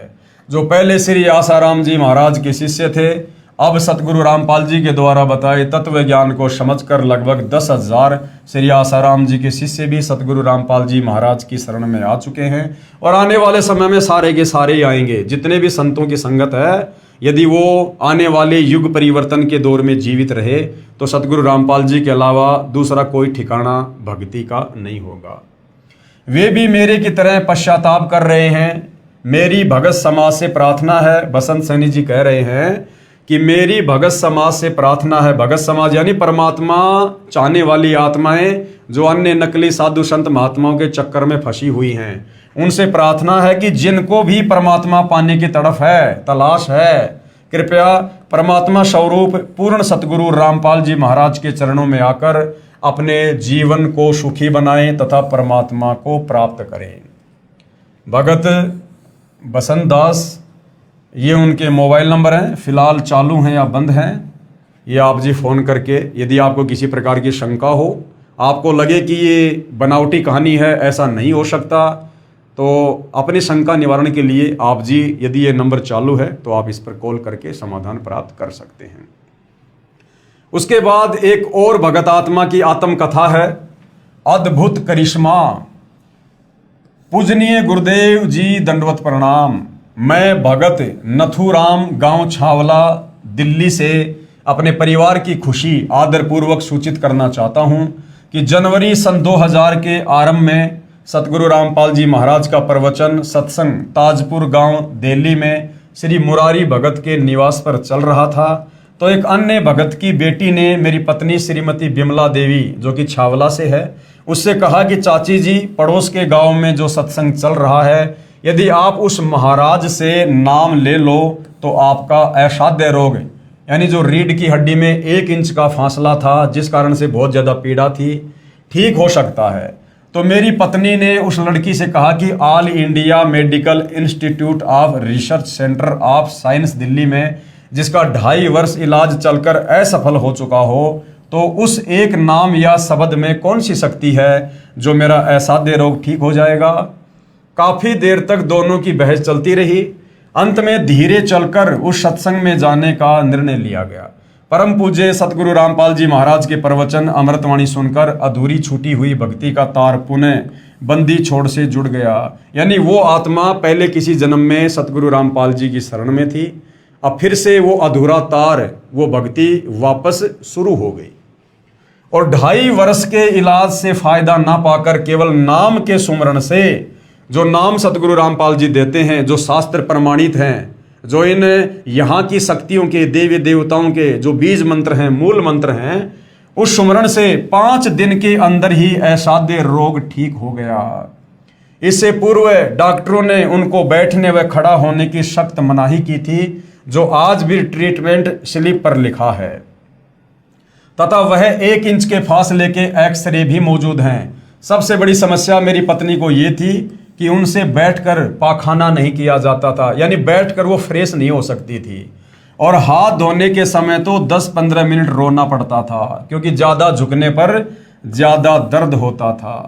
अब वह परम पूजनीय सतगुरु रामपाल जी महाराज जी के आशीर्वाद से 50 किलो के गट्ठर वजन अपने आप उठा सकती है और पूर्ण स्वस्थ है। मेरी सर्व पाठकों से प्रार्थना है कि परमेश्वर तुल्य, यानी साक्षात परमेश्वर ही सतगुरु रामपाल जी महाराज, जो कबीर देव, कबीर परमेश्वर जी के पूर्ण कृपया पात्र है, यानी स्वयं ही परमात्मा धरती पर संत रूप में प्रकट हैं, उनसे शीघ्रातिशीघ्र मुफ्त में नाम प्राप्त करके सपरिवार कल्याण करवाएं तथा पूर्ण मोक्ष तथा सतलोक की प्राप्ति करें। तो भाइयों और बहनों, ये कथाएं सत्य हैं, ये उन भगत आत्माओं की आत्म कथा है, ये उनके दिल की गहराई से, उनके मुख से निकले शब्द हैं जो सतगुरु रामपाल जी से उपदेश प्राप्त करके, लाभ प्राप्त करके, और जो उन्होंने अपने अनुभव आप जियों के सामने व्यक्त किए हैं। और ये आपको इसलिए सुनाए जाते हैं कि आप लोगों को विश्वास हो कि वास्तव में जो परमात्मा कर सकता है वो विज्ञान नहीं कर सकती। जो परमात्मा कर सकता है वो इस 21 ब्रह्मांड की सुप्रीम पावर, यानी ब्रह्मा विष्णु महेश से ऊपर दुर्गा और काल यानी ब्रह्म भी नहीं कर सकते। हमारे प्रारब्ध के उन कर्मों को जिनके चलते हमारे ऊपर कष्ट आते हैं, आपत्तियां आती हैं, भूत प्रेत से बाधित होते हैं, तीनों ताप के कष्टों से बाधित होते हैं, उनको केवल परम संत ही काट सकता है, दूसरा कोई विकल्प, कोई ऑप्शन नहीं होता है। तो भाई और बहन, समझदार व्यक्ति तो इन कथाओं को सुनकर, सृष्टि रचना को सुनकर, सतगुरु रामपाल जी के शास्त्र अनुकूल सत्संग सुनकर अति शीघ्र उनकी शरण ग्रहण कर लेते हैं। और बाकी भाई आना तो देखो आज ना कल इन्हीं की शरण में आना पड़ेगा, दूसरा कोई विकल्प नहीं है। आने वाले समय में ये तुम्हारी विज्ञान भी फेल होने वाली है, ये तुम्हारे डॉक्टर भी फेल होने वाले हैं, इनका ट्रीटमेंट भी फेल होने वाला है। क्योंकि डॉक्टर केवल शरीर के रोगों का इलाज कर सकता है, परंतु वर्तमान में जो शरीर पर रोग लग रहे हैं, जो असाध्य बीमारियां लोगों को हो रही हैं, ये उनके कर्मों के चलते हो रही हैं, उनके प्रारब्ध के कर्मों के कारण हैं। तो प्रारब्ध के कर्मों के चलते शरीर पर जो कष्ट आ रहे हैं, उसको डॉक्टर नहीं बल्कि आध्यात्मिक डॉक्टर यानी पूर्ण संत ही काट सकता है, अपनी भक्ति से, अपने आशीर्वाद से। दूसरा कोई तरीका नहीं है। तो भाइयों और बहनों, पवित्र पुस्तक ज्ञान गंगा के ऊपर बन रहे वीडियो में आज हमारा ये 19वें नंबर का वीडियो था। और प्रत्येक वीडियो से हमें अध्यात्म के विषय में बहुत गहरी गहरी जानकारियां प्राप्त हो रही है, जिससे हमारा विश्वास बढ़ रहा है और भक्ति करने में हमारी रुचि बढ़ रही है। इसी प्रकार हम आगे बढ़ते रहेंगे, परमेश्वर की महिमा करते रहेंगे। आप भाई बहनों को जो भक्ति और भगवान से कोसों दूर बैठे हैं, आप तक ये संदेशा पहुंचाते रहेंगे। तो आज के वीडियो में केवल इतना ही। कल परमेश्वर के आशीर्वाद से आपकी सेवा में फिर हाजिर होंगे। तब तक पूज्य गुरुदेव भगवान हम सबको आशीर्वाद दे, आज्ञा दे, सद्बुद्धि दे, हमारा मार्गदर्शन करें। बंदी छोड़ सतगुरु रामपाल जी परमेश्वर जी की जय हो।